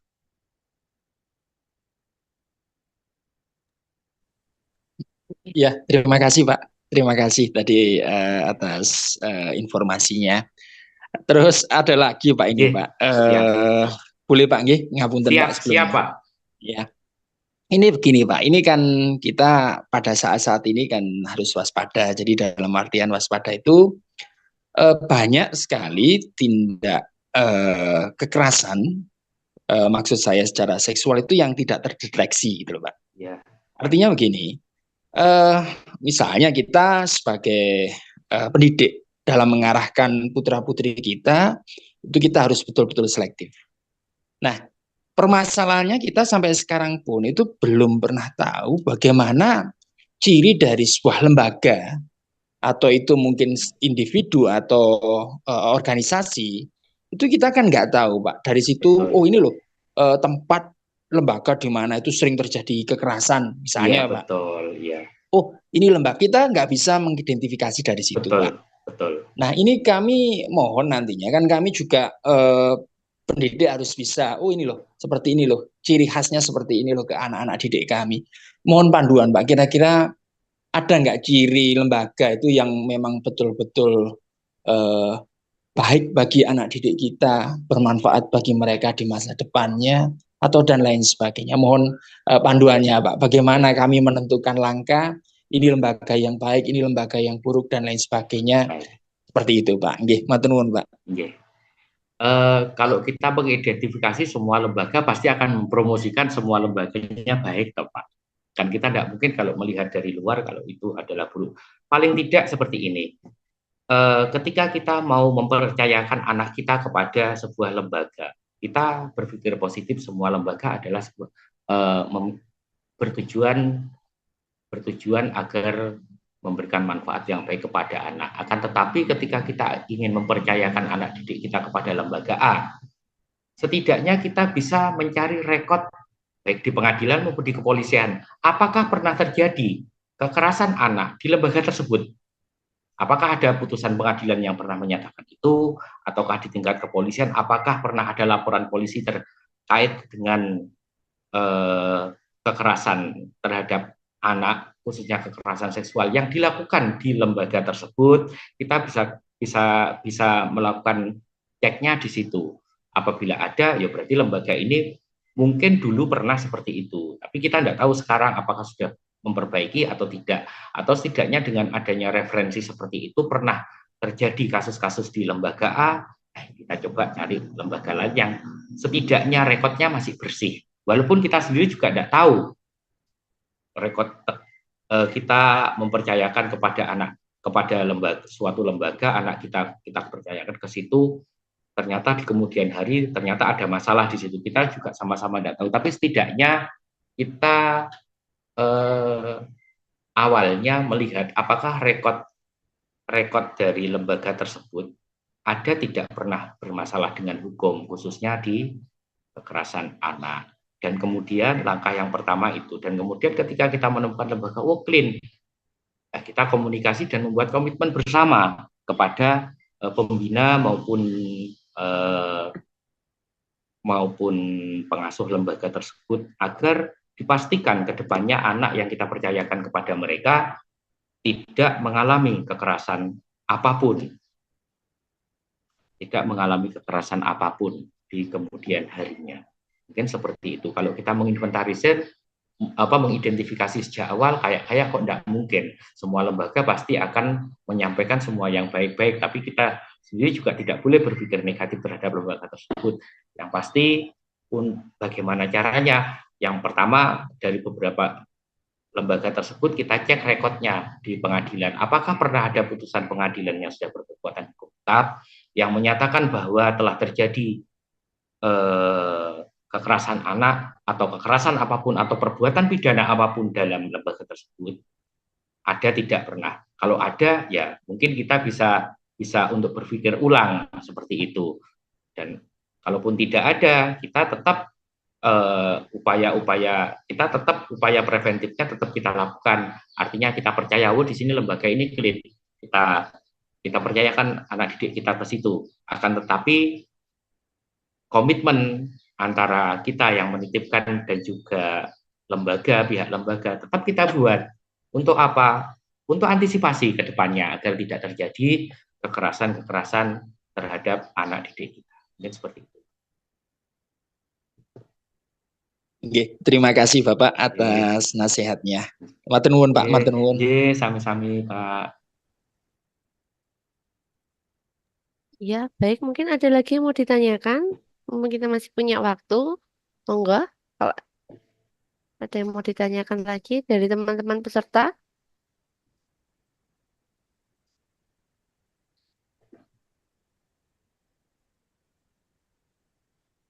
monggo kalau ada yang mau ditanyakan silakan open mic atau langsung chat ke kolom chat. Nanti akan saya bantu untuk menginformasikan kepada Bapak Adit, monggo.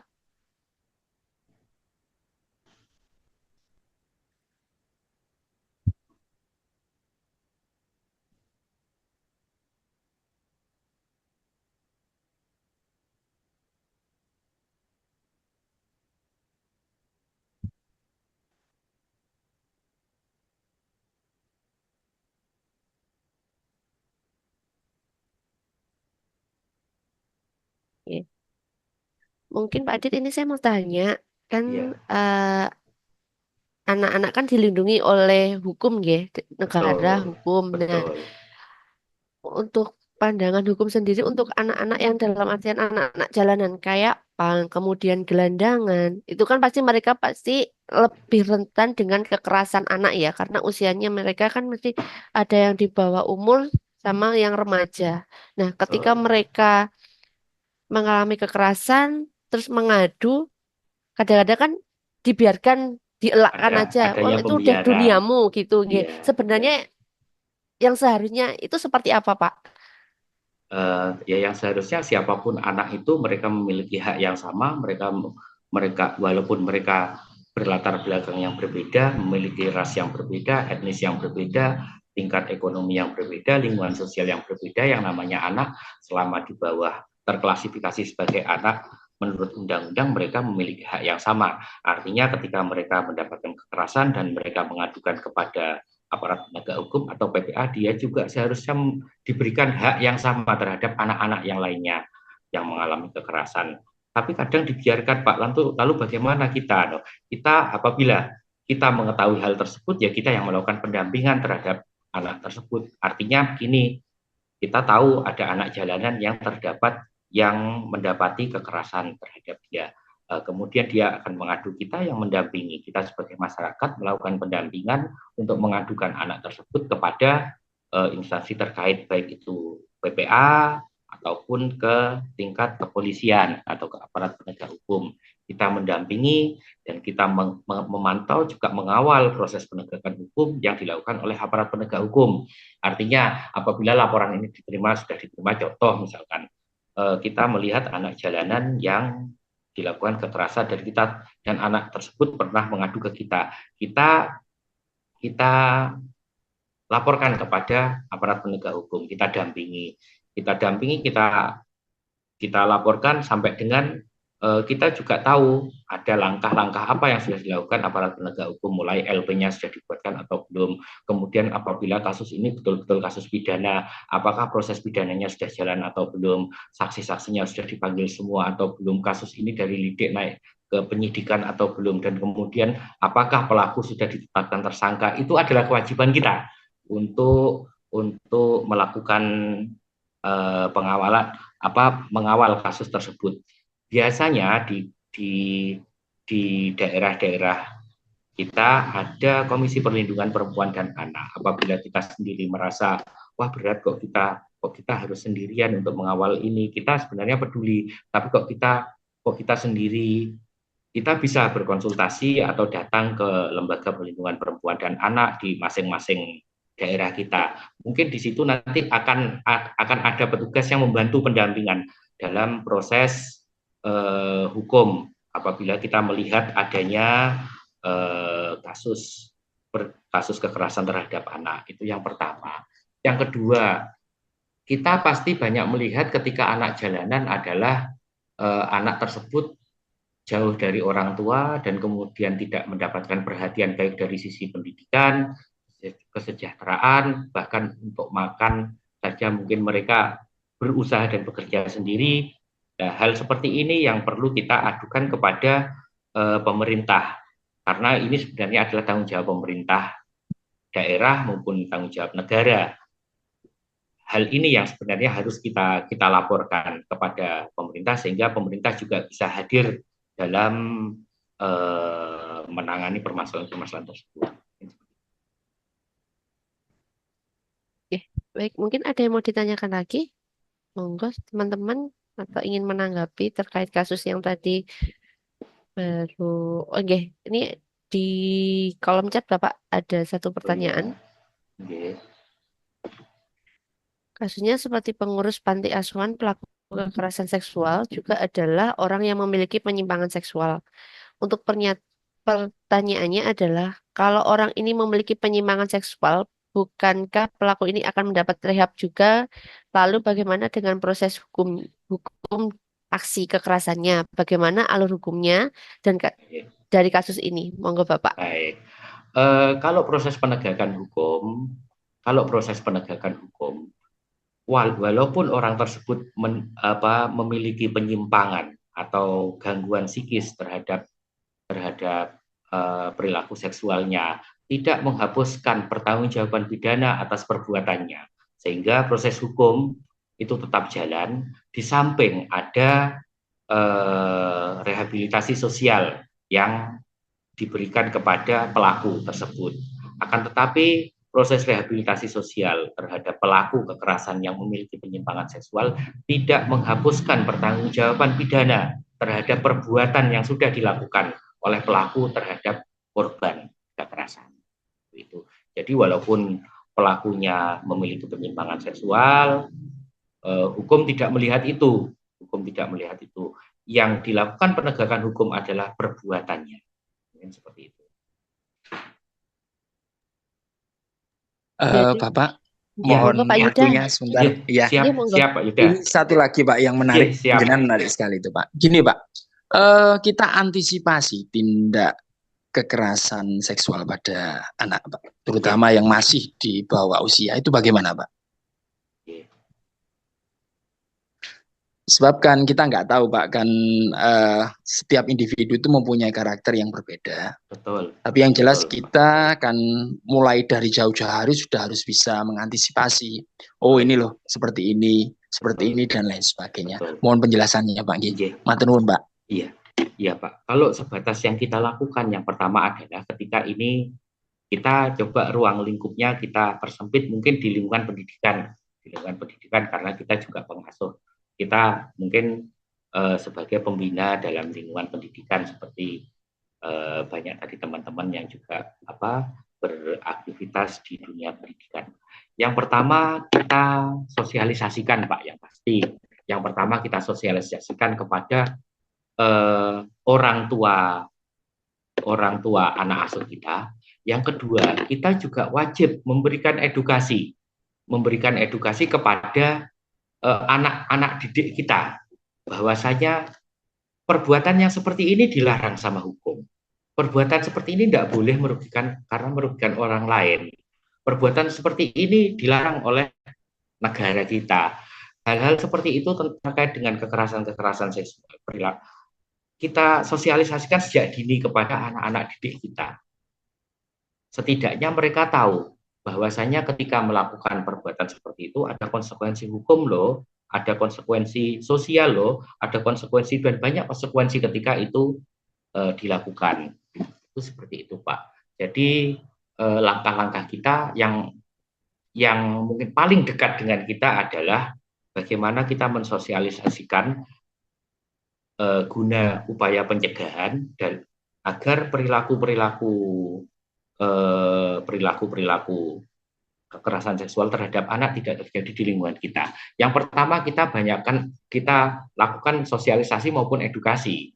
Yang pertama pasti itu kita lakukan upaya-upaya itu baik kepada orang yang berpotensi pelaku, baik anak sesama anak itu sendiri kita sosialisasikan kepada anak-anak didik kita, maupun kedua kita sosialisasikan kepada orang tua anak didik kita agar orang tua anak didik kita juga menanamkan nilai-nilai moral maupun nilai-nilai kebaikan kepada anaknya ketika anak tersebut pulang ke rumah masing-masing. Jadi seperti itu. Yang pasti pembelajaran edukasi, baik edukasi secara hukum maupun yang terpenting adalah edukasi penanaman nilai-nilai kepada anak-anak didik kita. Artinya perbuatan tersebut kita kita sosialisasikan kepada anak-anak didik kita itu bukan perbuatan yang terpuji dan lain sebagainya, dan kita juga merangkul orang tua dari anak didik kita bahwasanya bersama-sama kita ajak bersama-sama agar menekankan kepada anak didik kita tidak melakukan kekerasan seksual terhadap orang lain atau bahkan hingga melakukan perilaku yang menyimpang terhadap orang lain. Itu mungkin langkah-langkah preventif atau langkah-langkah yang bisa kita jangkau untuk kita lakukan. Nah, akan tetapi kan permasalahannya seperti ini. Kita kan juga tidak tahu, Pak. Mungkin kita tidak tahu dan kita tidak bisa mendeteksi apakah ini ada potensi atau tidak. Setidaknya, Pak, ini kita berbicara setidaknya yang bisa kita jangkau adalah melakukan sosialisasi. Dan apabila kita tidak berharap apabila suatu saat memang terjadi, ada, ya sudah kita lakukan upaya represif seperti upaya penegakan hukum. Tapi langkah-langkah preventif tentu yang sangat penting agar kekerasan seksual terhadap anak tidak terjadi. Itu yang mungkin bisa menjadi perhatian kita. Yang pertama melakukan edukasi terhadap anak, yang kemudian mengajak peran serta orang tua untuk berperan aktif, memberikan nilai-nilai edukasi kepada anaknya di rumah masing-masing. Dan kemudian mungkin ini permasalahan sebenarnya klasik, Pak. Anak sekarang itu kan kita tidak menyalahkan teknologi, tapi ketika kita berbicara teknologi, kadang ada anak yang bisa bijak menyikapi teknologi, ada yang tidak. Nah, mungkin kadang melihat dari teknologi yang mungkin tidak terpantau dari pantauan kita maupun orang tua, kemudian anak tersebut penasaran, ingin menirukan dan lain sebagainya, dan kemudian menimbulkan gejolak dalam batinnya untuk mencoba dan lain sebagainya. Mungkin di sini, Pak, yang penting, karena kita bisa mengawasi anak di sekolah ketika kita mendidik anak di sekolah, dan kemudian orang tua bisa mengawasi anak di rumah. Akan tetapi kan ada ruang-ruang tertentu di mana anak melakukan aktivitasnya sendiri. Contohnya sekarang mungkin anak saat ini hidup dengan teknologi yang sudah berkembang dan maju. Mungkin dari situ mereka melihat apa dan kemudian ingin mempraktekkan. Mungkin di sini, Pak. Di sini perlu kita juga ada perhatian khusus terkait dengan bagaimana anak bisa menyikapi teknologi dengan baik dan dengan bijaksana, mana yang boleh dan mana yang tidak boleh. Di sini peran serta kita bersama sebagai orang tua maupun orang tua yang mengasuh anak dalam lingkungan pendidikan. Mungkin itu. Di samping kita melakukan edukasi, kita juga harus mencari penyebab. Penyebabnya apa sih kecenderungan pelaku kekerasan seksual terhadap anak ini? Kecenderungannya apa penyebabnya? Kalau kecenderungannya penyebabnya adalah mungkin ada salah satu mungkin teknologi, ya sudah kita berusaha di situ kita fokus di situ. Mungkin penyebabnya adalah pergaulan bebas atau lingkungan yang kurang ya kita fokusnya di situ. Kita di samping kita mengevaluasi mengedukasi, kita juga mungkin juga perlu kita diskusikan bersama apa sih penyebabnya perilaku penyimpangan seksual yang dilakukan terhadap anak, maupun apa sih penyebabnya anak-anak atau orang lain atau orang yang bukan anak melakukan kekerasan seksual terhadap anak. Kalau kita sudah tahu benang merahnya atau penyebabnya, coba kita tutup di situ. Nah, mungkin seperti itu. Untuk terkait dengan kita melakukan sosialisasi maupun edukasi terhadap anak maupun terhadap orang tua, kalau kita sebagai pendidik, kita mungkin bisa bekerja sama, Pak, dengan PPA atau aparat penegak hukum yang ada di sekitar, atau mungkin dengan PPA atau Komisi Perlindungan Perempuan dan Anak atau Komisi Perlindungan Anak yang ada di daerah-daerah. Kita kerjasama untuk melakukan pencegahan bersama-sama karena dalam bentuk sosialisasi kepada anak, edukasi kepada anak, edukasi kepada orang tua anak, dan juga melakukan konseling berkala apabila terjadi korban, ada korban kekerasan di situ, kita yang memfasilitasi. Tapi kita juga meminta bantuan kepada pemerhati anak tersebut atau stakeholder yang berkaitan dengan anak maupun instansi pemerintah yang ada maupun aparat penegak hukum. Mungkin seperti itu Pak, kurang lebihnya. Ya, terima kasih Pak atas penjelasannya. Berarti kalau kita ambil kesimpulan antara pertama masyarakat, terus kemudian yang kedua individu yang bersangkutan, yang ketiga orang tua, terus dilanjutkan dengan aparat, itu harus ada kerjasama yang baik Pak ya di situ Pak ya. Betul Pak, karena memang ya tanggung jawab kita bersama dan kita sendiri untuk menyelesaikan sendiri kan ya tidak mungkin untuk masalah sekompleks itu, mungkin seperti itu Pak. Nggih, Pak, nggih. Kalau untuk ini Pak, sekedar sharing saja Pak. Kalau untuk tingkat menengah ke atas semacam SMP atau SMA bahkan perguruan tinggi yang notabene mereka sudah bisa memahami apa itu yang disebut sebagai tindak kekerasan secara seksual Pak. Tapi permasalahannya kan kita ini loh Pak, yang sekarang cenderung itu kan tingkat dasar semacam 3 atau SD, anak-anak yang nggak tahu apa-apa, peserta didik yang nggak tahu apa-apa, ternyata jadi korban. Itu kan luar biasa sekali Pak. Kan mereka kan belum sadar apa yang mereka alami, mereka lakukan. Itu kan masih belum apa Pak. Mereka belum sepenuhnya paham apa yang dimaksud dengan hal tersebut.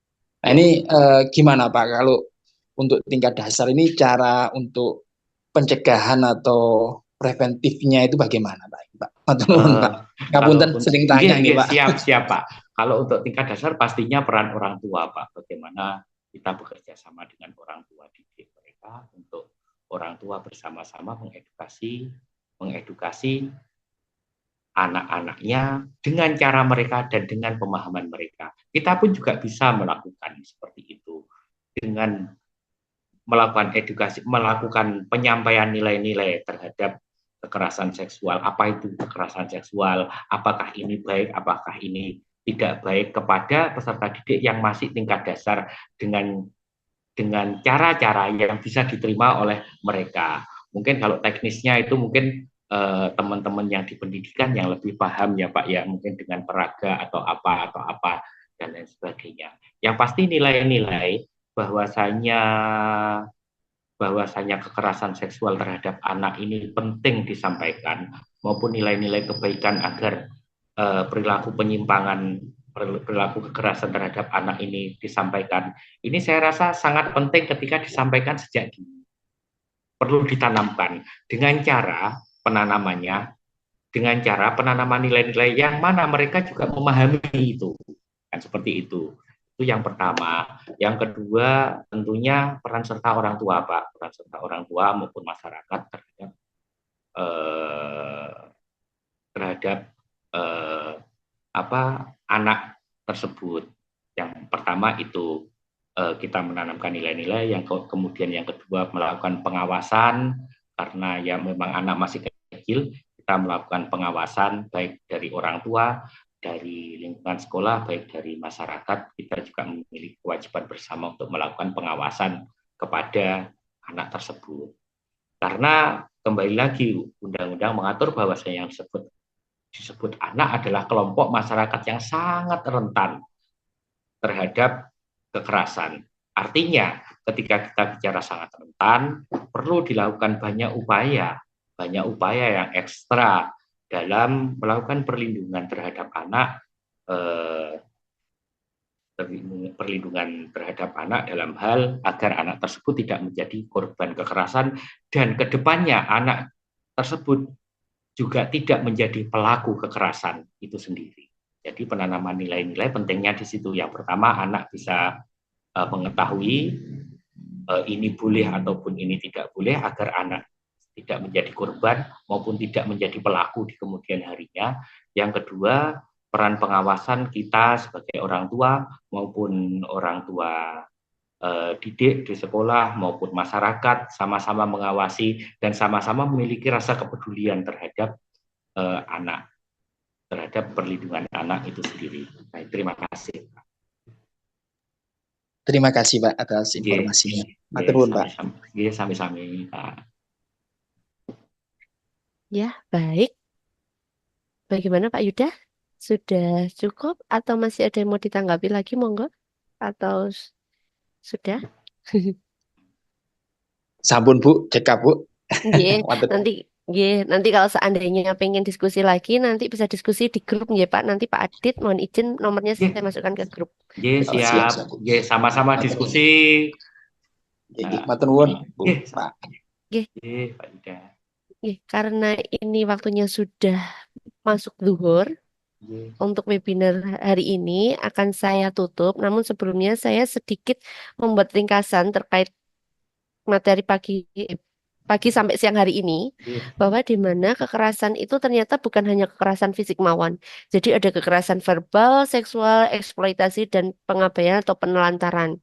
Di mana semua kekerasan ini itu semuanya telah diatur di Undang-Undang Negara Republik Indonesia, dan kita sebagai masyarakat seharusnya lebih aware, lebih saling paham, lebih tahu bagaimana cara kita mengatasi kekerasan tersebut, bagaimana cara kita mengetahui dampaknya, bagaimana cara kita melakukan upaya perlindungan kepada anak, baik secara preventif maupun proaktif, di mana di lingkup kecil kita, keluarga pun kita masih bisa melakukan itu semua. Kemudian kita berusaha untuk mencoba melakukan kerjasama antara lembaga sekolah maupun lembaga pendidikan yang ada di sekitar kita untuk lebih saling bekerja sama untuk menghindari adanya kekerasan fisik, karena terutama anak ini kan lebih rentan untuk kekerasan fisiknya. Mungkin mereka merasa oh ini hanya bercandaan, ini hanya permainan, namun sebenarnya mereka belum paham bagaimana oh ini itu sebenarnya sudah ranah hukum maupun belum, dan kita sebagai orang tua ataupun masyarakat harus lebih aware lagi. Mungkin itu yang bisa saya rangkum Pak Adit dan teman-teman. Selebihnya, saya ucapkan terima kasih kepada Pak Adit selaku Oke, narasumber yang telah sama-sama, berkenan, Mbak. telah berkenan membagikan sharing ilmunya. Kurang lebih hampir 2 jam ya Pak, tidak Nggih. terasa untuk webinar kali ini, dan terima kasih atas antusias teman-teman yang telah hadir di webinar kali ini, dan semoga apa yang kita sampaikan pada pagi sampai siang hari ini bisa bermanfaat dan bisa menjadi bekal kita di kehidupan kita. Mungkin akhir kata, wassalamualaikum warahmatullahi wabarakatuh. Selamat siang dan selamat berjumpa kembali di acara webinar kita di bulan depan. Terima kasih.